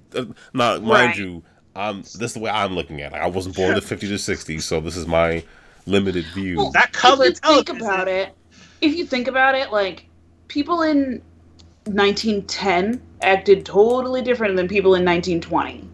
Like, I never thought about that before, actually, but you're right. Look at news articles that say, like, the bike is an invention that's going to really disturb and all those bike people. Like, what? They're going to roll right over you. Like, I was reading something, it was in, like, a French newspaper. It was like, those bikers, they're going to disturb all of society, blah, blah, blah. Like, okay. It's the same as, like, comic books and Dungeons & Dragons is making your kids love the devil. Oh, yeah. I don't know why it kind of sounds like Stan Lee, but... yeah, it does. More Jordan Peele's version of Stan Lee, but yes. Like, it's the moral panic of the day. So I just don't... to me, someone who played, like, Atari 2600... just can, like, if that was their first system, how can you be the same generation as somebody whose first system was a PlayStation? It doesn't make sense to me. But isn't that the same idea as what is Gen X, or Aaron, you're in Gen X, I believe. Yes, I am. What is the range for Gen X? I guess it would be like 1959, 1960 to like 1961 to 1981. Yeah, that's that too. People, like people that could have served in the Vietnam War to... That's a really big gap. That is a big gap. People that are like, cocaine is awesome. Like, everybody's on it. Why am I talking like this? Right. Like, it's again, like, yes, you have divides inside a generation. Also, this generation thing is literally just for marketing to people. It really is. It doesn't mean anything. Like, they mean nothing. But, like, it's the idea, like... I mean, and I'm incredibly thankful that I grew up before Facebook and everyone having a cell phone. Yes. Like, when I remember when Facebook first came out, I had to lie and say that I was 18. Because remember when it first came out, it was only for college. It was. I will go so far to say this. When I first heard of Facebook, you had to have a college email address. Yeah. From that college's domain, because they were only rolling it out by domain. So, like, if your college wasn't enrolled in it, you could not get into Facebook. They should have kept it that way. Wow. They should have kept it that way. Crazy. And, like, now, yeah, like... I mean, I was going to tell a story about, like, you know, MySpace or Black Planet, but never mind. I mean... I'm going to age myself right now. Yeah, if you want to put, like, my first website was on GeoCities. Yeah, like, so was mine. GeoCities. I remember AOL before they let you get to the actual internet and you were just hanging out in, like, AOL's walled garden. CompuServe and Prodigy. I mean, that's... Right. Yeah. I did. So. I hung out mostly on, like, the AOL, like, kids chat before, like, the perverts got in there. Like, thank God for that. Maybe they were always in there. I don't know. I was going to say. They were. They were probably always there. They were always there. But at the time, I was, like, wasn't really talking to people. I was just like, oh, this is so cool. There's other people. And then I would go play with my Barbies. Like, I don't know. It was just... I don't know. I mean, I had net zero, and I got 20 hours a month. Yeah. Hey, look at you. You had to ration that. Like, how I'm gonna go watch some, like, VH1, MTV, and BET, see the songs that I want, so that I can tell Napster to download them, because it's gonna take 4 hours for me to download a song. I remember when I was in school, and I went to one of my friend's rooms. And I got introduced to Napster, and it just blew my mind. He's like, type in any song you want. I was like, he's like, there you go. I was like, this is amazing. That was nuts. Metallica came in my dorm room and beat me up and told me to stop downloading music. That's a whole other thing. The one funny thing I remember about technology so clear, I was in the computer lab at high school, and someone was talking about Google. And, like, we kept saying goggle. Because, like, at this point, Google had just launched as a search engine. So, like, we didn't know how to pronounce it. And I could still, like, man, these people took over the world. So, and I remember when, like, they were all about garbage. Web crawler. I mean, Lycos. There were actually better search engines. But, like, Yahoo was putting way more money in than Google. Do you remember Ask Jeeves? Yeah. And it became just Ask, which is like, it lost all the charm. Went away, I think. Yeah, they killed the entire staff. Yeah. That was an extreme move on their part. It really was. You can Google it. They just murdered Jeeves, first of all. Because after they became Ask, they got rid of Jeeves, and then it's like, what's the point in coming Exactly. here? There's no personality. There's no balding white man holding a tray with a beverage on it. I mean, right. What do you want me to do here? Bubble with my answer. I'm not even interested anymore. Do you remember when... Oh, I'm sorry. No, go for it. I'll tell. Do you remember when encyclopedias were like Encarta? Like Encarta was awesome. It had video clips and doing research. It's like, I never researched anything with Encarta. I would just Google, or not. I'm saying Google now, but I would just like search for words that I really had no business searching for, and then like my homework just wouldn't get done. And like that's the report that you did. You know? Yeah. This is nothing but curse words. Yeah. Yes, right. It is. Okay. My dad went back to school to get his, when I was in high school, get his bachelor's and then his master's. And I remember proofreading one of his master courseworks, and it was talking about how many websites existed. And like part of it also, I remember the statistic, how many of them were porn. But like at this point, 99.9%. there was like it was a number that I could imagine. There were only something like maybe 300,000 websites total, and then like I think it was something like 15% of them were porn. And it was like that number is crazy. Like I couldn't I don't know what the number, like considering how domains now work, like what a website actually is and like what the number would be of usable websites in the world today. Like yeah. Anyway, the internet's crazy. I know. It sure is. It's crazy how technology has changed so much in such a small amount of time. Yeah. Like it is a very small, like, because I always ask my parents, like, when you were my age, did you think that we'd be able to like see people over the internet and like just all this stuff, or like, have the internet, or have the internet, right? I mean, think about the favorite thing that I see always people point out. It used to be you don't tell anyone your name on the internet, don't give them any personal information, you lie, and you don't share anything. And now it's tell a person to come pick you up at your house so they can drive you someplace. Yep. It sounds really creepy when you say it like that. Oh yeah, no, it's 100% like it's the difference of like my first email was something like I'd never used, because now my my professional email at least is my name, because then people recognize it and can like use it. In the day, it would have been like, you know what? I'll tell my first email. My first email was DrewHill5ST, and that's because AOL had a 10-character limit, so I couldn't put 5 steps at the end. From eternity. Anyway, so like that was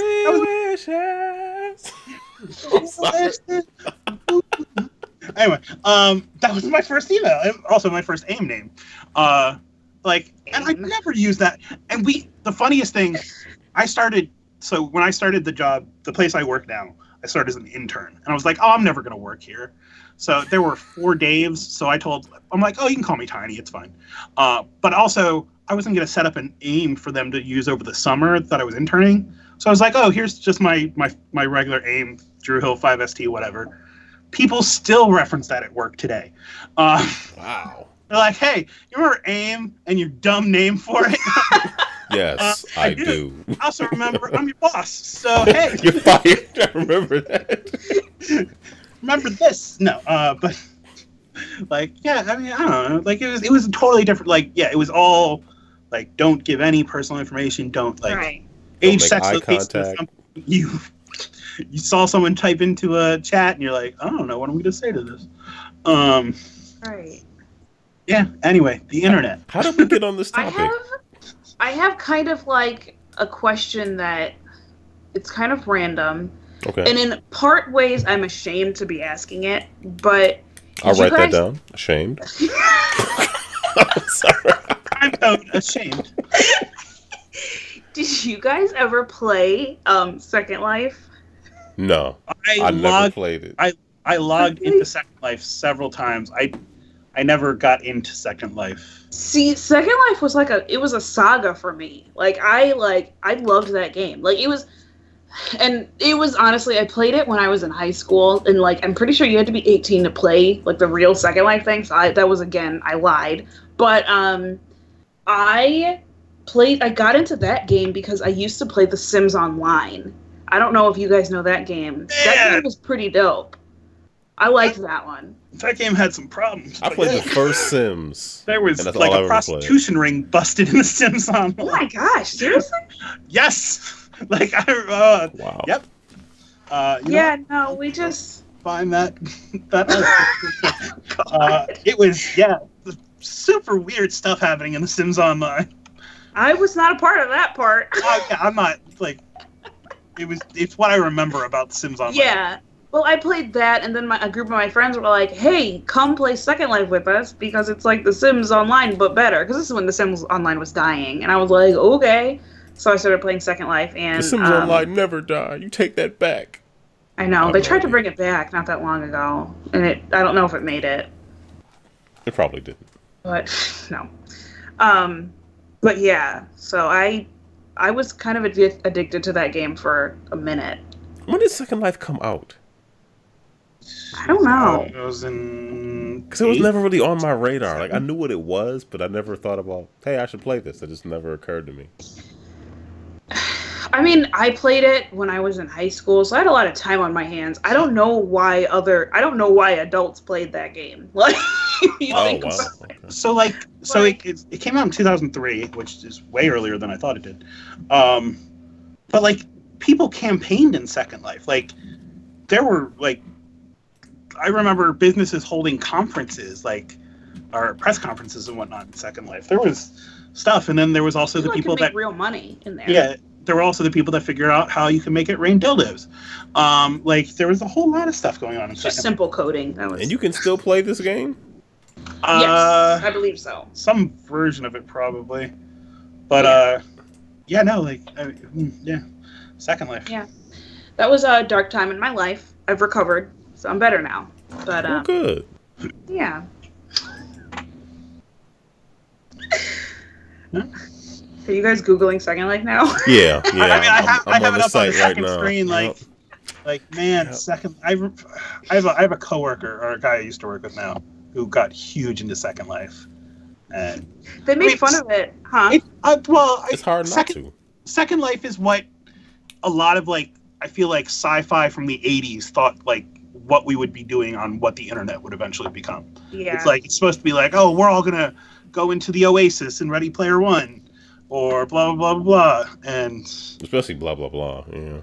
I think Second Life could have been a lot. I feel like it could have lasted a lot longer if it had come out after VR was like more established, because I feel like that's exactly what they wanted. Like, Second Life was supposed to be like just like an Avatar world where you can like do whatever you want. Like, you can have a mansion and like drive fast cars and all that stuff. And like, if you had a good computer, then everything looked beautiful. Like, it was a great game, you know? But I mean, I was running off of like a QVC desktop, so mine looked like trash. But either way, like, it was still a fun game. I feel like if it would have been VR, it probably would have been like VR like in like 5 years. Like, not even VR now. But it probably would have gotten even bigger. I mean, it was pretty big. It's good enough for the white fruit. So it's good enough. I'm looking at, like, it came out June 2003. You think about it, a year later, World of Warcraft will launch, and like that was an MMO phenomenon. And that actually, I lost a bunch of my friends. Not lost, but I actually my friends on Second Life started disappearing left and right. They're like, World of Warcraft, I'm going to play, and I'm like, I'm not paying for that. So I never got into World of Warcraft, but like, yeah, a lot of people left Second Life for World of Warcraft, which is interesting because, like, obviously people who played Second Life play online games, but it's like, it's not even the same genre. And like, Second Life is a giant chat room, and World of Warcraft is that's an what MMO. People ended up treating, like, so this is one of the few times where it was a nerdy conversation and I was the odd man out, which, you know, is a weird thing to happen. I was at a engagement party, and we were walking to the place where the party actually was, and I was with a bunch of the people, and they all played World of Warcraft together. And like, these are people that generally wouldn't identify as geeks, and like, this is like 2009-ish probably. And like, they're all talking about, and they're talking about armor, they're talking about, I'm just like, this is what this feels like. Like, when I don't give an F about what they are talking, like, and I had played World of Warcraft, but I was done with it. Yeah. But like, this is that feel, and like, it was just, and these were people that like, this was what they did to like socialize, how they kept in touch, and it was like, cool. Like, you all should stop like that and come play City Heroes. So it was funny. Like, it was like, it was, and then like, if I ever yelled that at anyone seriously, I say it ironically. Yeah, I should just be beaten. So, but yeah. What I was trying to say is that Second Life, they were making fun of it on The Office. On that episode, Dwight got really into Second Life when Angela broke up with him. He's like, my life is so great, I started a second one. I was like, oh my gosh, Dwight.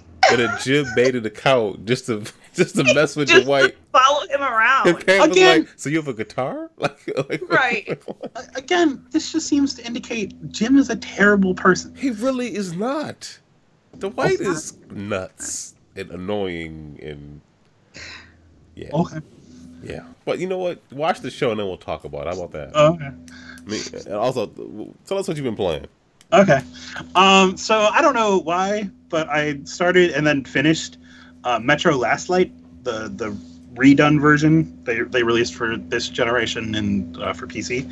So this is the sequel to Metro 2033, which is, and again, weirdly Russian content or whatever, created content. So post-apocalypse, but in Russia, the idea is their fallout shelters are all built inside their subway systems. Like, their subway system doubles as a fallout shelter for most of their population. And then how essentially the communities evolve around, they're stuck at this station or whatnot. So Last Light is the second game where you've now saved the metro and the people, but now there's unrest. Like, there's a whole communist community set up, and they're going against the people that want to have, like, try to set up like a representational democracy versus there's Nazis on another part of the metro line, and there's also aliens attacking. At the same time. Yeah, and you as the character have to, like, you've been tasked with going and finding the last of the aliens because they got destroyed at the end of the last game, and exterminating them. But as your story goes, you find out that they didn't, like, the aliens didn't know what they were doing, kind of deal. Like, they didn't realize they were hurting the humans as they were trying to communicate. Sure, they didn't. But you also have to deal with, hey, the communists have discovered this viral weapon, and they're going to release it on the rest of the metro to kill them off so that they can take over and continue with their way of life. And it's an interesting, if you haven't played it yet, the third game in the series, I guess, is coming out soon, called Metro Exodus, where you're on a train. It's on Steam. Yeah, it was on Store. Steam. Now it's on Epic exclusively. It'll also be on consoles. But I guess you're on a train like Snowpiercer style. So like it's above ground and like you're crossing the apocalyptic world. So I don't know. It's an interesting idea. It's definitely a different take than like the Fallouts where you see like, hey, everyone came out of their vault and then go kill a bunch of raiders and I don't know, set off a nuke. So it's a different idea. Like this whole idea is so many people survived in this world, but they're all struggling to live in essentially retrofitted subway stations. And space is finite, so yeah, it's right. Like how do you maintain supplies and all this stuff? Cannibalism. And that does happen. They go to the surface, so you have to manage your like gas mask and the filters that are in it. But it's 20 years after, so like the filters last 5 minutes now. So like you have to be looking at how to do this. Wow. Yeah, it's interesting. It's also like I think you get each of the first two redone, so they're with the new control schemes for like $10 each or whatever. It's not bad. Yeah, and then Aaron, you and I played Apex Legends with Mike J. Yeah, we I did. keep hearing about that game. So, Like bad things though. Oh, Like- well, it's free. So if you want to, dabble. yeah. Okay. I mean, it's free on PS4, Xbox One, PC. Oh. It is a first-person shooter battle royale. Yep. In the Titanfall universe. Is it in the Titanfall universe? Yes. Officially? Because the Apexes and the IME, which is the dropship, those are all the factions from, or the IMC, from Titanfall. But there are no Titans, and you cannot wall run in this game, which is fine. But So. So the idea is the Apex Legends are essentially mercenaries, but it's a hero shooter. So it's like it has Overwatch tones to it. Yeah. Each of the characters, while everyone moves the same, basic movement is the same. Each of the characters have a passive, an active, and an ultimate. Okay. And they're all unique. So like there's a robot you can play, for example, who his passive, I think, is he can see these terminals, and that'll tell him the next place where the circle will be in a battle royale as the circle's closing in. And that's the only character that can see it. And you are on a team of 3 right now. That's the only mode they have is a three player, 60 people launch. Last team to survive wins. And like it's been fun so far. Like I'm terrible at it, but yeah. It's still the same battle royale. You have to enjoy prep and learn how die to instantly. Yeah. Yeah, learn how. I'm really good at that part. Pick up a gun and die as soon as you pick it up. Hey, I got a But the cool thing is, there are these character abilities let you have some more dynamic actions. That the guy that I traditionally play he's the tank essentially. He puts down a shield. You can put a bubble shield down, and his ultimate is an airstrike. Cool. That's awesome. I can make that work. But I need to have a teammate that's a healer and maybe another one that's a damage dealer to help balance out the amount of hits and protection I can do for the team. So it's free, like Aaron said. Yeah. So, I'll check it out. Yeah. give it a shot. The quality, it's not like it's bad quality, but it is a free. Oh yeah, no. Yeah. It's the weird things that have been coming out. I don't know if you've seen the stuff today from of course from Reddit, because it's a place of terrible people. Yes.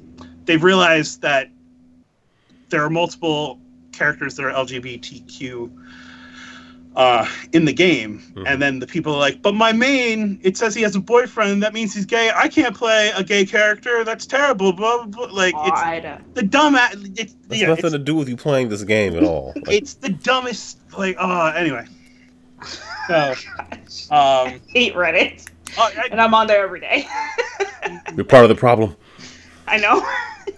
So it's that kind of I've been seeing that stuff has been coming today, and it's I don't know. I think this game is a lot of fun. There's the people that are going to complain that it's an EA property, and it has microtransactions in it, but they're all cosmetic. It's free to play. I mean, it's also free to play. So I mean, it's there's if you get past those that I think I would call them a minority. It sounds like a lot of people are really I think they hit over 2 million players in the first 24 hours or whatever. So yeah, I'll check it out. It's more than my game. Yeah, exactly. What game was that again? Let's not talk about it. Oh, okay. Wait, what game is it? No, I'm just being. I don't have it. Oh. Sorry. And then the last two, real quick, I only played these because I was waiting for Apex to install. I played some Ticket to Ride on my Xbox. That game's great. Yeah, we should play that in some Carcassonne. I've heard of it, but I don't know why you'd ever play the physical version of that game. Ticket to Ride or Carcassonne? Ticket to Ride. I don't have it. I've played it. I just don't own it. Understood, but having a digital version of that game means you don't have to deal with 100 different little train tokens and whatnot. Yeah. It's so I was playing again. I'm like, man, this game is great. And I was thinking about it, I'm like, maybe I have a trip coming up. I could just play it on my iPad for a good chunk of that time. So and Carcassonne. Yeah. And then the last one, Aaron sent me over a code for this. I played Wargroove, which is what came out on Steam, Xbox, and Switch. The PS4 version's coming later. PS4 is always last. That's That's weird. So like Xbox is always last. Lead console. Why? I don't know why it's the last person getting it. But anyway, I can't speak to that part. But it's essentially Advanced Wars, but with a medieval skin instead of modern day military. Yep. And it's a lot of fun. Like, you understand the kind of like power distribution of soldiers are weak to pikemen are weak to archers are weak to, like, it's just a rock paper scissors kind of deal. And you get your characters. It has a nice pixel art style to it. And you can play, there's single player and multiplayer. You can also do custom content, so you can create your own campaigns, it looks like. So it's, I was playing on Steam, and I know Aaron wants to play multiplayer at some point. Yes, he does. And win. It's nice. And like, I would like to get it on my Switch, honestly, just because it seems like a game that I would like to get a Switch. I mean, well, you're in luck. They might be coming out with a smaller one if you want. So, but with better battery life. This is essentially like the Switch. It's just called the Vita, but it's a lot like the Switch. Dude, I don't know what happened to my PlayStation Portable. It straight disappeared. Oh. I mean, you finished Birth by Sleep, and you were like, I don't need this anymore. I didn't actually play Birth by Sleep until last year. I owned a PlayStation Portable and didn't buy Birth by Sleep. Because I was a dork. Have no intention of ever playing it. I just got a PSP Go like sometime last year. Birth by Sleep is really good. I'm not going to play any of these. I'm sure it is good for someone else. This is not, like, this is a losing battle.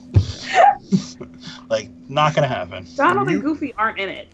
So. Oh, well, all the more reasons to not play it. So there we go. Dang. Which would have, if you had said they were in it, he would have said all the more reason not to play it either. It's the same, like, it's the argument. Yeah. The argument goes, no matter what. Like, it's not going to, but, yeah, I mean, so just to shock a tangent, but, these new rumors of a new Switch, I guess my only thing is, like, it's supposed to be more portable. Does that mean, like, it doesn't dock at all? Because once you change that form factor, how does it fit into the dock? They show you a new dock. That's probably it, and... yep. Aaron, when are you buying that? I'm not. Okay. Is that a now discussion? Because...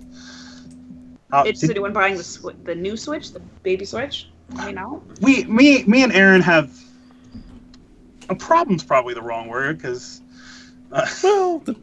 yeah. We buy things. We have a tendency to just get stuff day one. How's your IQ player? It's sitting in the box on the shelf, looking real nice. Looking real nice. An N64 device, you really just you have all the games ever released for it. And B, can you even use it? It just looks so... okay, if they release a handheld N64 in China, you have to get it. Like, there's rules to the game. You don't live in China. Not with that attitude, no. Okay. So, anyway, Alright, Google says, next Extra Life Marathon, Aaron marathons Kingdom Hearts games while Tiny watches The Office, and Mike doesn't complain about anything. That would be funny. I like that scoop. That's funny. I'm sorry, Tiny, what were you saying? I was going to say, I think it's your turn, my friend, because that's pretty much all I've been playing. Everything else is just like, I'm finishing up more at Resident Evil 2 stuff. Okay. But I haven't made any significant progress. All right, so I'm still playing a ton of Mystic Vale because that game is just awesome, and I don't know, I'm just loving that game. I just can't stop playing it because it's just so good. Who would have thought that I would really be like geeking out over a card-based deck building game? I don't know. There's a physical game, a tabletop game version of that I'm kind of curious about. But this version on Steam, I'm just loving this game. It's just a lot of fun. Oh, yeah, your friend Will mentioned that. He exists. You spoke to him. He exists. I don't know who this Will character is, but that was pretty funny. To make a long story short, the idea of me hanging out with a coworker is just something that is not...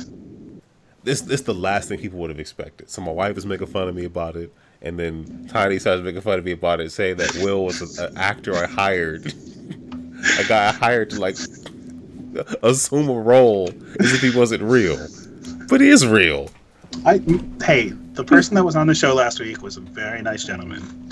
I wish him all the luck in the world. I'm more than happy to be a reference for off-Broadway shows.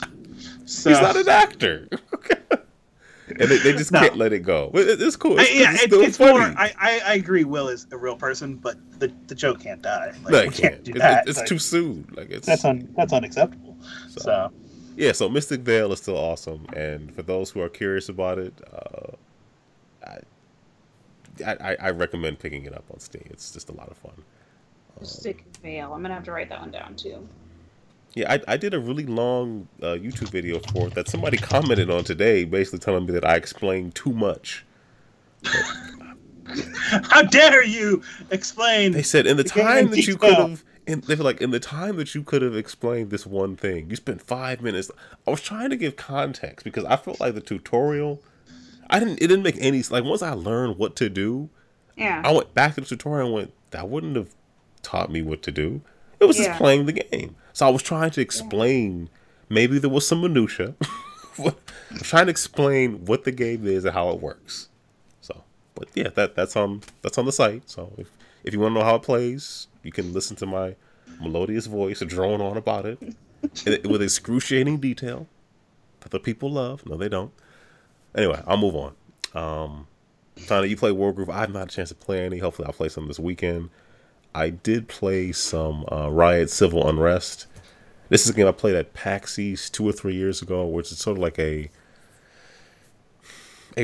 riot simulator almost, where you pick either the side of the police or the military or a group of people who are protesters. And you kind of pick a layout of like you want to have like a megaphone, you want to have rocks, you want to have weapons. You kind of pick what you go into this with, and you sort of click on groups of people, and you can either like have them, shout chants to sort of amp them up, and you have a goal. Like the goal will be push everybody to the right, like move the police out of this area, and your goal by the end of that level, by the time the timer runs out, is to have amassed everybody together and led them to do something. Who is Pixel 2? Pixel graphics? Yes. So am I looking at the right one? Is Yeah, it like you a are. 2D like real-time strategy game then? This looks dope. It's interesting. I'm writing that down too. I was gonna say Scoop Moose asked it in the thing. Is this a prequel to State of Emergency? No, because it's serious. Because it's actually the last like, ride simulator I can think of. I mean, like one of the settings is like a riot or protest, during the Arab Springs. Okay. Arab Spring, excuse me. So it's taking real life, like real locations, real situations, real riots, real protests, and allowing you to play on the side of the protesters or law enforcement. So it felt weird, like, because I did play as the police. And you have armor, you have weapons, and it was interesting. I had it on easy because I knew it was still difficult. It was interesting because just giving a command doesn't mean everybody just does it instantly. Like some people might walk away. Some people, it's just unpredictable as life is. Of like, how is this going to turn out? So it's interesting. I think gosh. Sorry, I'm listening to you and I'm watching the trailer on Steam. It's just like, wow. It looks really good, though. It is interesting. I might have a key for it, but we'll talk after the show. So, what else? Melbit's World. So this is a game that sort of looks like Captain Toad Treasure Tracker. Okay. But the difference is, I can just show it on my phone, actually. So it's sort of like that, but instead of using it's on the PS4. Instead of using a controller, you use your phone, and your phone will sort of randomly give you like button combinations and stuff like that. So like if I can just show like this and no, it's not going to show up. It's too bright. Ugh. Wait. There it is. Wait. Almost. Wait. That is real. Yeah, I'm like that close. Okay, stop. Okay. Okay. So on one side you have like a lever to pull up and down. The other side is like telling you to rotate. So I played with my two youngest daughters. I actually did we recorded a Let's Play for it. It should be up tomorrow. So the game just randomly picks like either you have like one button to press or you have something to pull, and basically you don't control the actual mel bits. They just walk around. You just control things in the environment. You control like boxes moving up and down, springs and things like that. So you want to get them from point A to point B. So they're like lemmings then. Sort of. Because they can die. There were times when we flung them off a cliff and stuff like that. Not on purpose. So we Are we sure it wasn't on purpose? Yeah. Well, when I did it was on purpose. I was going to say, is this the one that I thought I saw a post from you earlier that said you were going to put up a video with a lot of laughter in it? Well, there's laughter and frustration. And it's not, we're not on camera, but I definitely recorded the audio. It was interesting because I wanted to start doing some Let's Plays with them, and I think this is a good place to start. So it is fun. It's just on one hand, it's like if you had a controller in your hand, would this be worth talking about? It would still be fun. I think the novelty is you can't control the character; you control the environment. So, and answer Becker's question in the chat. I have not played Away. I want to play Away. Away is like this really pretty, like anime looking first person action adventure. I think that comes out next week on Switch. On what? Switch, PS4, and Xbox One. It's called like Away the Journey or something like that. So yeah, I do want to play that game. I think someone was telling me about this. I played it at PAX like 2 years ago. It was a lot of fun. 2 or 3 years ago. No, it was 2 years ago. Switch had just come out. I think if that's the one I'm thinking of, I've heard it's. Yeah, it looks really good cool. Things. Yeah. The Switch had just come out, hadn't it? It was only like 2 weeks old. Or something. Yeah, that was the year when everybody I talked to, I was like, I'm sorry, I have to ask you this question. Is this coming off of the Switch? We're all like, it's the 50th time I've been asked that this hour. You know? That was the year that we saw like Snake Pass and. Yep. I think it was. And we did the interview with SteamWorld Heist. Yes. Heist? Well, yes. Yeah. Had to be Heist. I think Heist had only come out on 3DS that year. Well, no. Didn't we play Dig 2? Or were they telling us Dig 2 was coming out? I think they just announced Dig 2. I remember you and I were there. And then I remember that dad thinking, like, I pushed his son out of the way. I'm like, I'm here for an appointment. Well, you did push his son out of the way. But that's not the point. You pushed the little kid down? So you could play, Get out of here, kid. Not. I did not. No, I'm kidding. You did not. What else? This might take a little bit longer, but there's a game called Magic Nations for Steam, and it's out on the Switch now. Are there 4 nations? Do they each align with an element? No. Bring them together. So this is a game where I think it's free to play on Switch, but there's microtransactions because you can buy like gold or purchase card packs and things like that. So I wanted to check it out because it's free to play. So I launched the game up and I'm playing it, and then a card comes up of what looks like a Zulu warrior, but the name of the card says Savage, and then there's a quote that says, "I am a noble savage." And I'm like, come on. So I tweet about it, and then it's funny, I had actually requested the game. I asked for a review key some hours prior, and they got back to me. So when they got back to me, I replied, I said, I sent the picture. I said, this image is one of the cards in your game, and I have some issues with it. And they got back to me and said, well, we understand your concern. What would you do? So I emailed them some suggestions on, maybe some art changes, maybe it's definitely some name changes for sure. Right. So, and they took my ideas and they said they would actually make those changes to the game and I do that. I have not played enough of it to see that card again, but I would like to see that change. It's just like, it's 2019. Like, you can't. Yeah, so, but I was glad that they were at least receptive to me bringing it up and recognizing, but it's one of those things where just like, because some people are always like, oh, what's the big deal? But it's a game that like not like millions of people are playing it, but I mean, that doesn't matter. It doesn't matter how many people play. Exactly. It's just like the fact that why do they even have to take the advice? Just don't do it the first time. Exactly. And I'm just like, and it's such a old, and like the fact, like as bad as it is to have to just say savage, like really, it's a dehumanizing thing to begin with. But then the quote is, "I am a noble savage." Like, come on. So I mean, I did like a 20, not even 20-minute, like 10-minute like Google search and researched just some history and some facts about Zulu warriors from around the time that the other characters in the game might have lived theoretically. There were orcs and magic and crap in it too. And I come up with something. Like I said, I'm glad they're receptive to it, but it's just, you wish you wouldn't even have to like point that stuff out in 2019, but obviously you have to. I mean, hey, to be really topical, like look at what's going on in Virginia right now. Like, the people asking, who's the fourth person that could be governor? Like, what's this is nuts. So yeah. So what's old is new, and what's old is some things that never really got old to some people. So suffice to say. What else? I played Guns and Stories Bulletproof on PSVR. It's a shooter. I put a video for it today. It's fun. My issue with it is there's too many enemies per stage.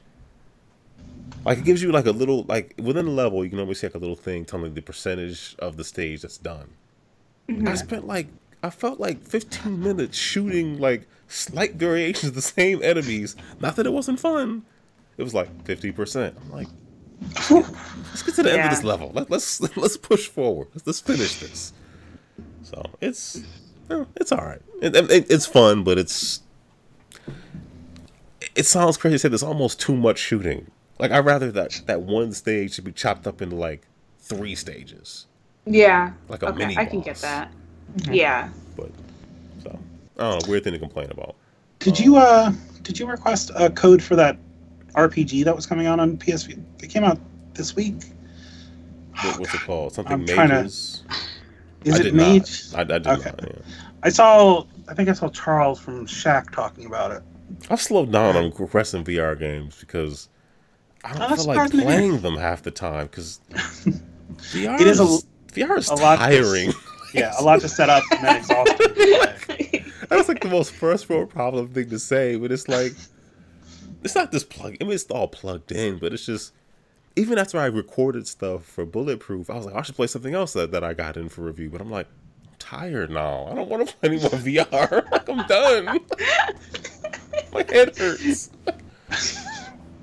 Gotcha. It's ridiculous, but I played Mercury Race on the Switch. That's coming out pretty soon. That is a racing game where you race around like these neon futuristic tracks, but then you use the right analog to like shoot enemies. So like you can get different badges for each level. Like, was it platinum through bronze? Sorry, go ahead. What were you gonna say?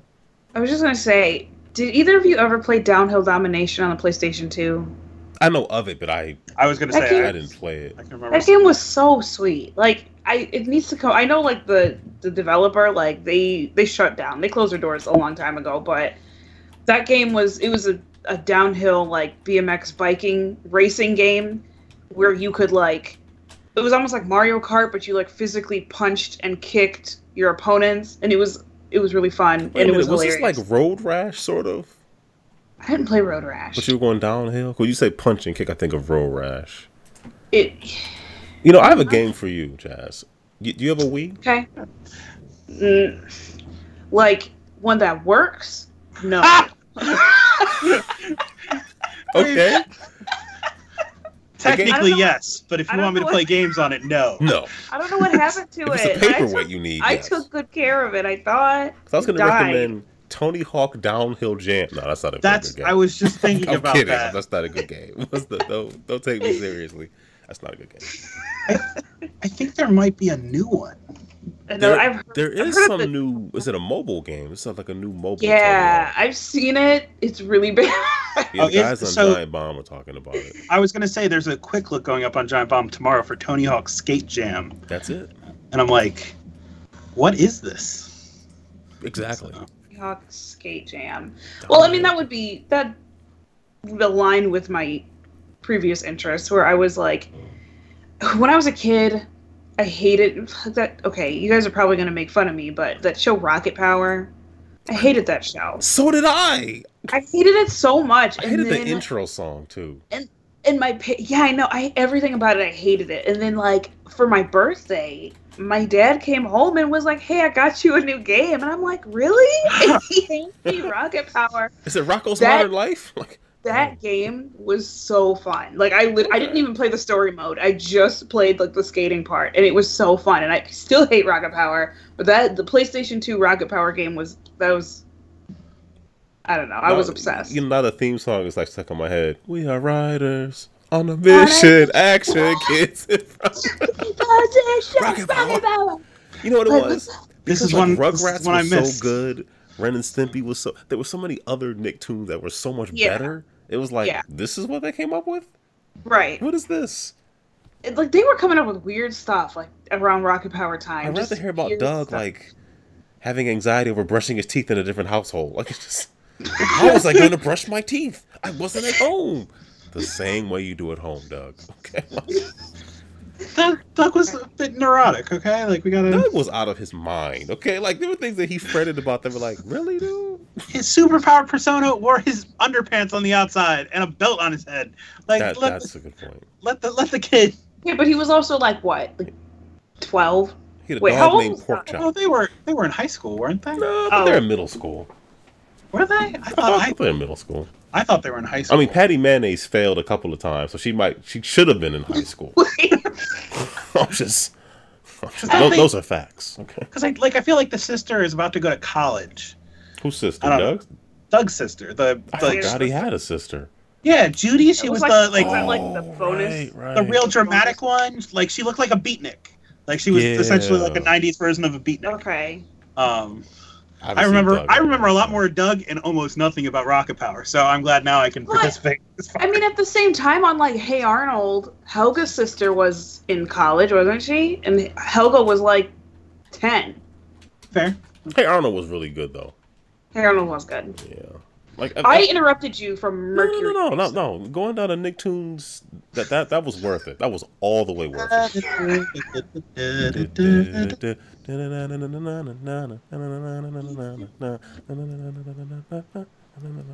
I mean, I like Doug. I just got tired of him. Like, I know he's supposed to represent, like, growing up and having anxiety, but stuff people have anxiety about was just like, dude, if you can't brush your teeth at a different sink, how are you going to function in life? You're like 15. Exactly. He was just give up hope. So the Wikipedia, he is 11, later 12 years old. Oh. Imagines and has a strong sense of morality. Apparently, Bluffington was based on Richmond, Virginia. Oh, good. Yeah. Our superintendent just said our Real Monsters was dope. I liked Real Monsters. Yes, that was good. I mean, I feel like Our Real Monsters was part of, like, SNCC, and that's the last thing I remember really about Nick was like that and Are You Afraid of the Dark? Yeah, I was kind of too old for that stuff by then. Really? Yeah, I was shaving by then, so I wasn't. But I wasn't really into Are You Afraid of the Dark? You were shaving? You know what? Yeah, maybe I was just afraid of it. I was scared. I don't know. I was trying to think, like, I don't know. All Real Monsters was good. I watched Angry Beavers was good. That was good. That show was good. Cat Dog was good. Cat Dog weirded me out. I watched it because every day, but it was so weird. They would eat and not poop. It was disturbing. It's like reverse. I don't know. Yeah. That's why I had the kids watching the original Ren and Stimpy. My wife was like, "Yeah, they can't watch this anymore. It's weirding me out." I never understood the big fandom for Ren and Stimpy, but that was before we got cable. It was great. To be honest, they were just high when they wrote it. This is why I think Ren and Stimpy was popular, because you know how, like, even today SpongeBob is super popular because it's a very fast, like, it's funny and it's very fast. It moves really quick, and it reels kids in because it moves so quick and it's so loud and stuff. That's how Ren and Stimpy was, I think. it was just like a really fast-paced show, and they were like kind of obnoxious, like in the way that it was gross. SpongeBob characters are. It was very gross. Yeah, those like close-ups and stuff. It was like, ugh. Right. I think they were just high when they wrote all those. I mean, the stuff they had was just didn't even make any sense. I remember my mom told me that I wasn't allowed to watch Daria when I was a kid, but I watched Ren and Stimpy. And I'm just like... Well, Daria was so sarcastic and so snarky and so ahead of her time.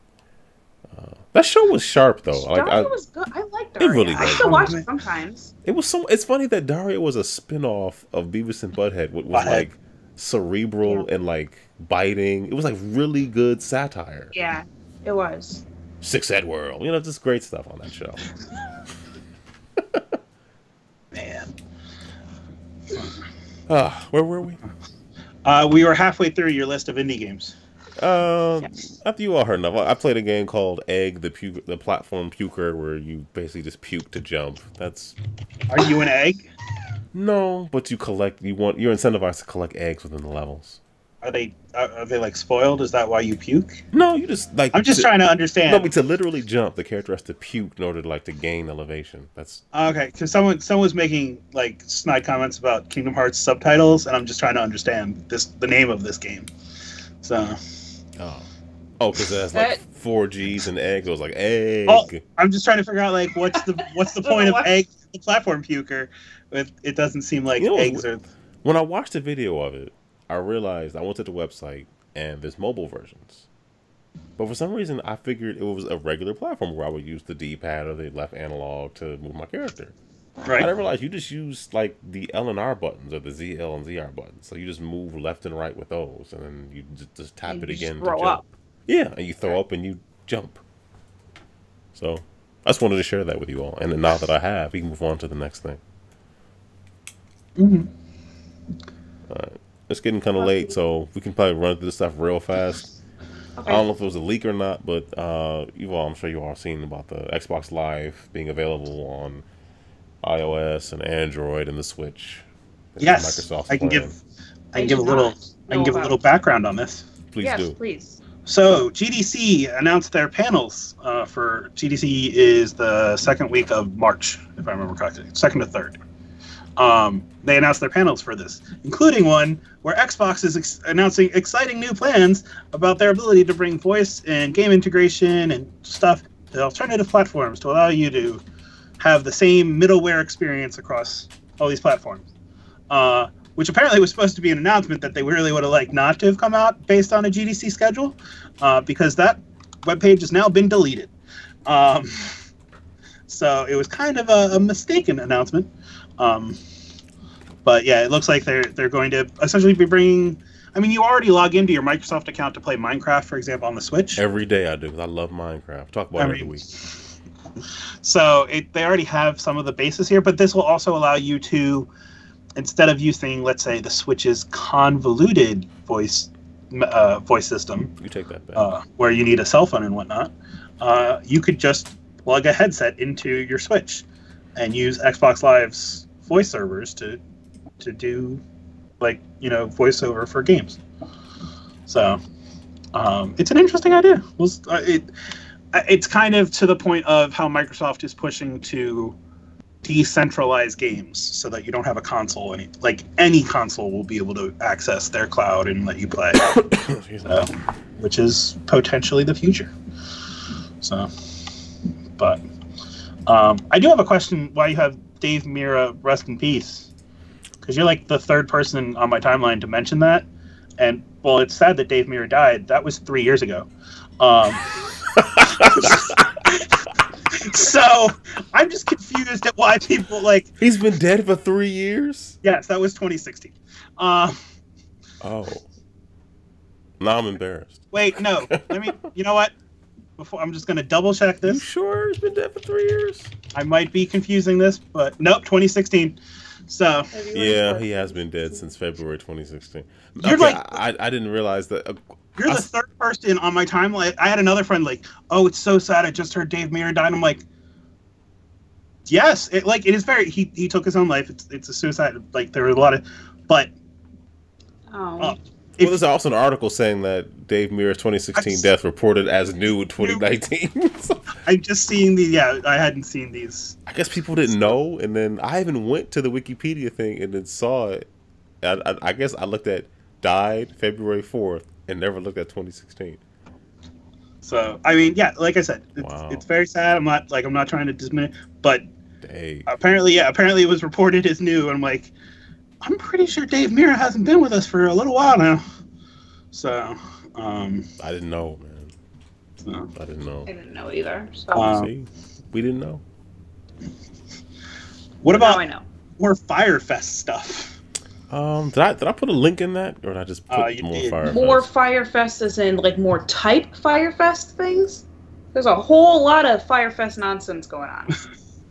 Just all these YouTubers that are trying to throw fire festivals, and they're all actual fire festivals. Oh, the pitch got released, so you can look at like all the slides they used to pitch the festival. Oh, and people were talking about how it flowed. You know, I guess visually it looked nice and it flowed together. It was all scam, but that's how it turned out.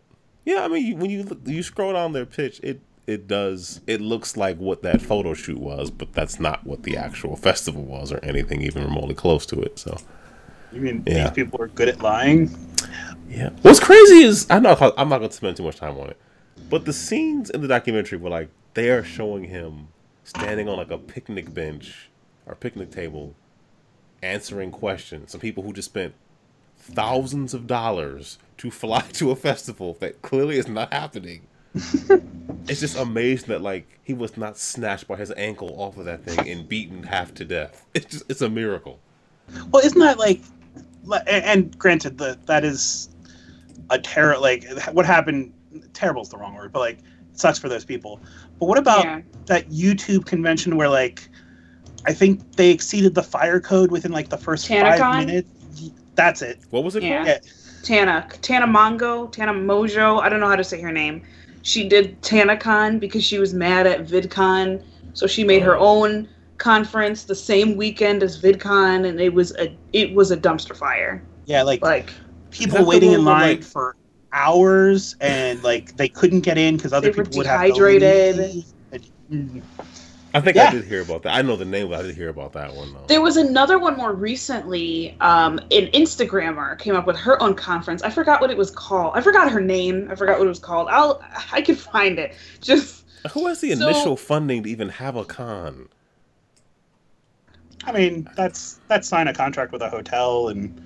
Well, you would think that'd be the first thing, but like this one Instagrammer, she came up with a conference that costs like. $160, I think. She didn't have a place to go. Like she didn't have like a venue until like the week before. And because she didn't have a venue for any of them, because she was supposed to go to like Chicago and like Boston and stuff, she asked the people who bought tickets in Chicago and Boston to just come to the New York venue that she got. Oh yeah, because they're right next to each other. Yeah. Right. And instead of like having she promised like lunch, and she said that she would make flower crowns for all the girls, and instead she gave everyone one flower that they had to give back at the end of the day. And then instead of a lunch, what was she gonna do with them when they gave them back? She was gonna give them to the girls at like the next day. And then oh my god. And then I missed this. I missed all of this. And then what else did she do? I'm pretty sure this breaks a lot of like laws. Was that she made the food? She made salads, like for the girl, like the women who came. And it's just like I'm pretty sure you can't serve food that you made in your house at a like public event where people buy tickets and like. Oh yeah, watch. I can't remember. Let me see. What was her name? This is almost sounding like that. Was that Tumblr convention with the ball pit? I heard about that. What? Wait, explain. I look up this girl's name. That's what I heard about. There was a convention. Was it Tumblr? Convention ball pit. Well, Caroline Calloway. That's her name. Caroline Calloway. Just Google Caroline Calloway, and you'll see the whole story about how she made. Oh, and there weren't enough chairs, so they had to sit on the floor and eat salads off of paper plates. Sounds like Fire Festival then, doesn't it? Yeah. Yeah. So the one I'm talking about is DashCon. Was originally announced for mid-2013 under the name TumbleCon USA. At one point, reception, the ball pit, roughly the size of a kiddie pool, in an otherwise empty concession hall, and the notion of an extra hour in it would quickly become memes as attendees and tumblers using inspiring parody. Like, this was just a convention that shit the bed. Wait, what was this called? DashCon. Oh, you don't need to edit that one. Like, I think that's appropriate in the... It's too late. It's a... Like, they... Dash. It was... Oh. I mean, if we want to talk about another one that was closer, at least to Aaron and me, what about... I can't think of the name of it. It was right in Baltimore. Right. Oh. Not Black Nerd Con. Black Gamer... Well, no, BlurredCon is still going on. That's BlurredCon's still going on, but it's the one that FanCon. The girls is it FanCon? Is it the one? It's the one Black Nerd Game or Black Girl Gamers was involved. Yeah, I forgot the name of that one too, but I just recently heard about that this week and that debacle. Well, it was Jamie Broadnax, but I don't know if everybody. It was Universal FanCon. That was it. Yeah. Oh man. That was bad. And no refunds for that. People still haven't gotten money back yet. People was it last year? Yep. People shipped, their merchandise and ordered supply. I mean, people did what you do for a con. And they canceled it the week before the convention was supposed to happen. Yep. So people had already shipped all their stuff. So then a couple pop-ups came up and tried to fill in the there was some tabs. Yeah, there was some effort to do that, but. I know... What is it, like a crowd-funded conference? Yeah, it was. Yeah, I know, Philly Comic-Con gave some kind of... would give away tickets for people if they could show their tickets for that. Because it was the same weekend. But, That's just so unfortunate. People need to stop doing conferences unless you just aren't... Yeah. Just stop. Unless you have a really, really big ball pit, just don't do the conference. Just stay away. I don't know. Unless you're going to host a Nightfire tournament. If you're not going to do that, then just go home. I wish the ball pit would have happened. Aaron and I went to a convention that has now grown and become much bigger. Actually, too many games we talked about earlier. The first year we went, I think Halo Reach had just come out, maybe. And we were standing in line for a tournament. It was very small. It was part of a hotel kind of thing. And it was fine, maybe 1,000 people. And the guy behind us is just boasting about how amazing he is at James Bond Nightfire on the PlayStation. And he doesn't understand why they'd hold a Halo tournament and not a Nightfire tournament, because he is the best in the world at James Bond Nightfire. He says this with a trace of irony. He just dead serious. We're just do you hear yourself? This thing you never went to the hibachi place? Oh God! With the guy cooking the food. You've been to a hibachi place, right? Where they flick the food and people catch it in their mouths. Yeah. There was a family there. So, the kids tried. They didn't get it. The son tried. He didn't get it. The daughter tried. He gets to the wife. He really, legitimately, flung. I think it's maybe 7 to 8 pieces of broccoli at this woman's mouth. And she missed every... He just kept... I kept thinking, and the husband's sitting there, smiling, somebody make him stop. It was so awkward. She's not going to catch this food. Stop throwing food at her. It was so awkward. He gets me. I'm don't. I looked at him. I was nope. We're good. Right. I want to eat my food. So I was right. Oh, it was so awkward. Just stop it. She's already dead.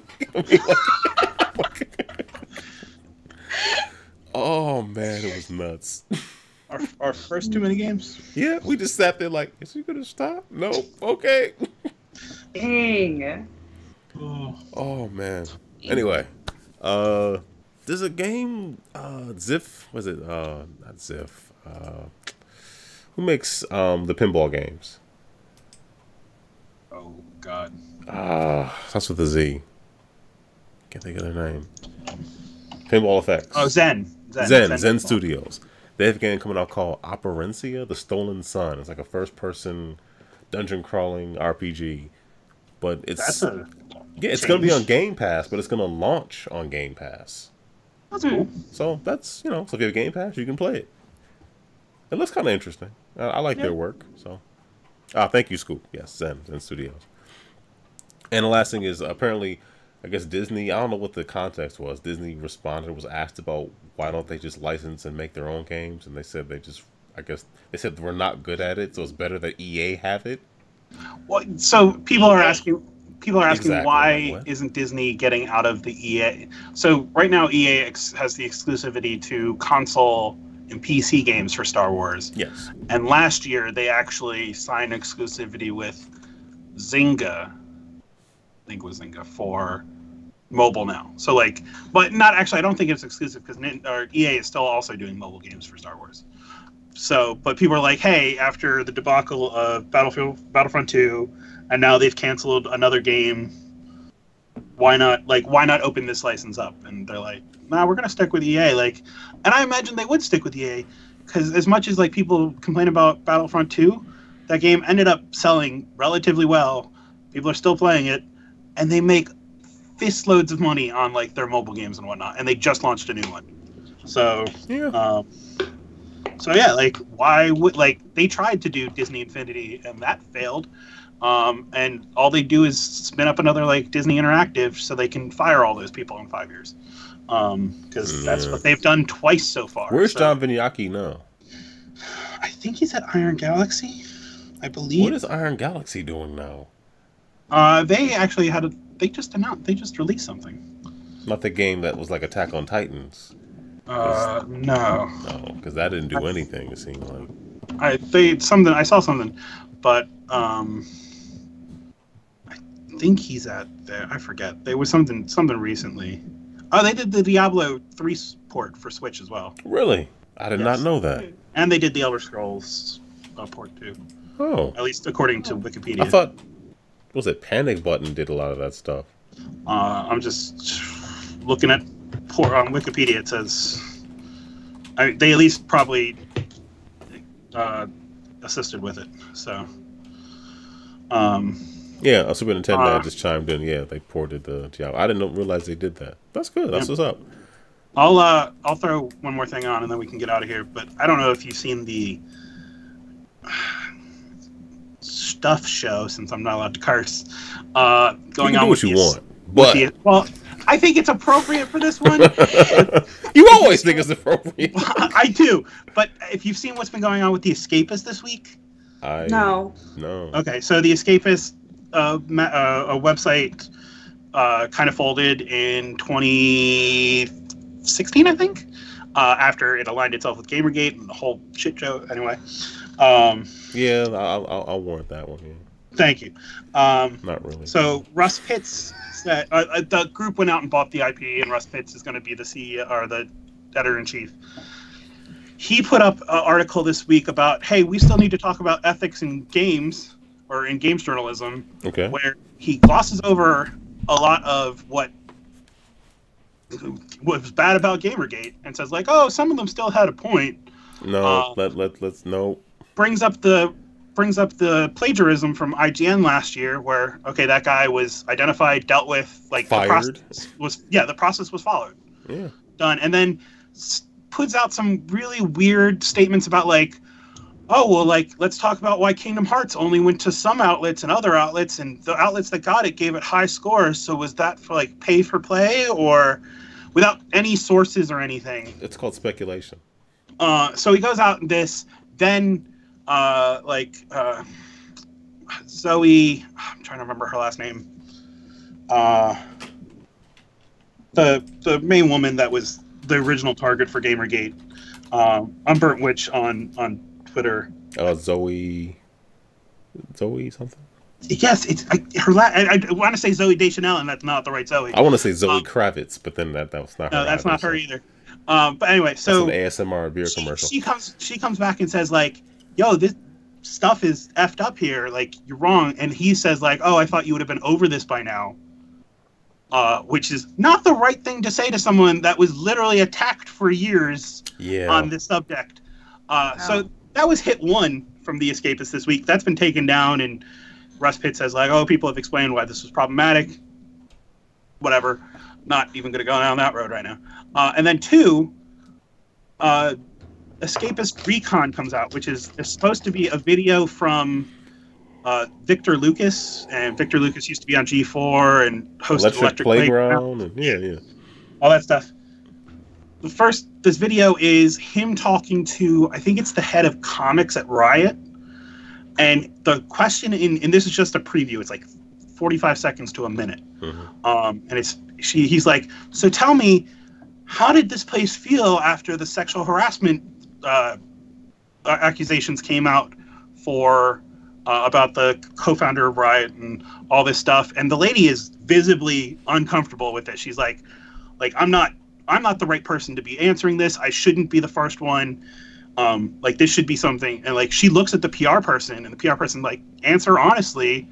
And what's come out since apparently is they say we were told he was coming to interview them about the comics, not about this. And then he asked, and while reporters don't have to give the breadth of their scope, once you've visibly shook someone like this, which was the goal, right? That's the thing. Like, people are comparing it to like TMZ and whatnot, and like they have also taken that down now and issued an apology.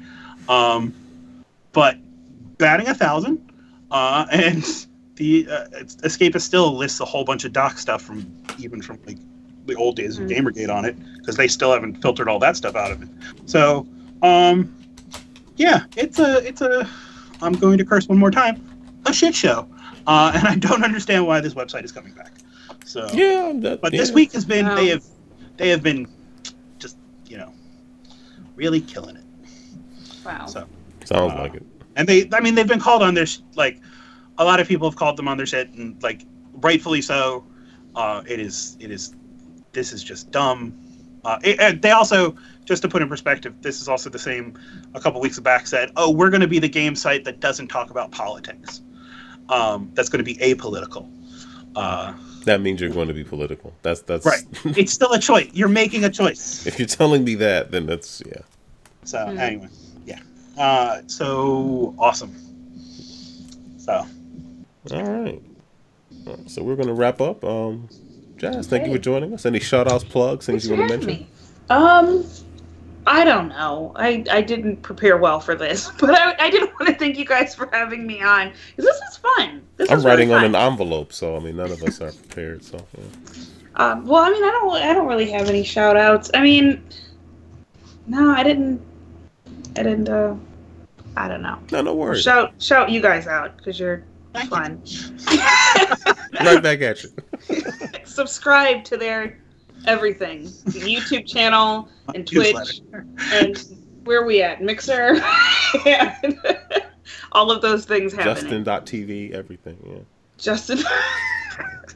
Ustream, But thanks for having me. This was fun. I'm glad that you say. I'm glad you enjoyed yourself. I'll make sure I have your information in the show notes, so people can subscribe to your YouTube channel and watch you talk about everything from different legumes to pine cones and everything in between. Yep. And Kingdom Hearts, obviously. Kingdom Hearts. It's a ball of fun on my channel. It's a cone that sounds of really fun. Sarcastic, but no, I do have fun. Like I like having fun on my channel. I like to laugh, so that's what it's about. That's all. Cool. Yeah. Tiny. Hey, it's 2019, and you've already heard this now 4 weeks in a row or whatever, but you should sign up for Extra Life. Go to extra-life.org, hit sign up. You can sign up there. You can also join the GameEnthus team. So if you go to extra-life.org/team/GameEnthus, come join us, or donate if you're unable to participate. Donate to your favorite personality, which is obviously me. And 100% of the money you raise or is donated goes directly to our children's hospital. So Aaron's raising for John Hopkins down in Baltimore. I raise for Children's Hospital of Philadelphia. H-Bomb's raising for John Hopkins down in Florida, which is super confusing. Took me a while to realize there were 2 different John Hopkins children's hospitals that are both named John Hopkins Children's Hospital. Well, is it Johns Hopkins or John Hopkins? Which one is what?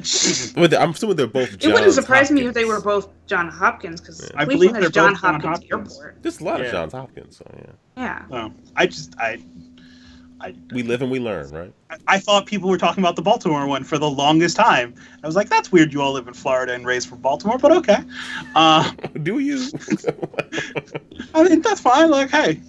But yeah, so go there. And since Mike's not here, please remember to donate blood and have your dogs spayed or neutered. Your pets spayed or your neutered. pets. Sorry. By a professional. I just don't think people should own cats because they're terrible animals. So, Cats are awesome. Cats are great. They're satisfactory. Dog, it beats cat every time. Like, nope. I don't. There's like not. I don't feel like you have to almost respect a cat for like laying in the middle of the floor, looking at you like you were in the way. You have to respect that kind of foolishness. Like, you know what? No, like, why do I have to deal with like? Why would I voluntarily bring that into my life? Why not? So, dog, unconditional love. Cat, unconditional hate. Like, I don't understand. No, they don't just hate. They, But anyway, but they have their own personality, so they're who they are. Anyway, so yeah, so that's that. Hey, I'm getting ready for Extra Life United. So if you're gonna go to Florida and compete for $150,000, you should head down there. And when I'm stressing out about setting up computers, say hi. So, Aaron, what about you, sir? All right, Jazz, thank you for joining us. It's been a pleasure. Hopefully we can have you on the show again. Yeah, sure. Cool. Tomorrow? No, I'm just kidding. Well, I mean, you can record tomorrow. I won't be here. Wow. I'm just going to throw that out there. These hosts aren't next loyal. Kingdom Heart release, 2027. Shout out to the folks in the chat who stopped by and are watching the show. We appreciate it. Thank you for your comments, questions, and correcting us when we say dumb things, because that's always good. Shout out to Mike. Hopefully he's home and I guess sleeping by now, getting some much needed rest. And if you want to leave us feedback, you can always leave us, drop us an email at podcast@GameEnthus.com, Tiny415@GameEnthus.com, AssaultSuit@GameEnthus.com, or Aaron at GameEnthus.com. Any one of those work. You can also leave us a voicemail at 202-573-7686. Check out the YouTube channel. I'm putting up a video every weekday for the last 3 weeks. Part of that's because I was on furlough and I had nothing else to do, but I've been continuing it. So, yeah. Show the channel some love. Yeah. So, Jazz, any final words before we get out of here? Final words. Believe in yourself this year. We're just starting 2019. It's a long year. There's a lot of stuff that can happen between now and December 31st. So make it a good one. Any resolutions that you haven't been doing, you can still do them. You don't have to beat yourself up. That's all I have to say. It's a positive note. I like that. That's all right. All right, Lord willing, we'll be back next week. That's it. Okay. Bye. Thanks. Goodbye.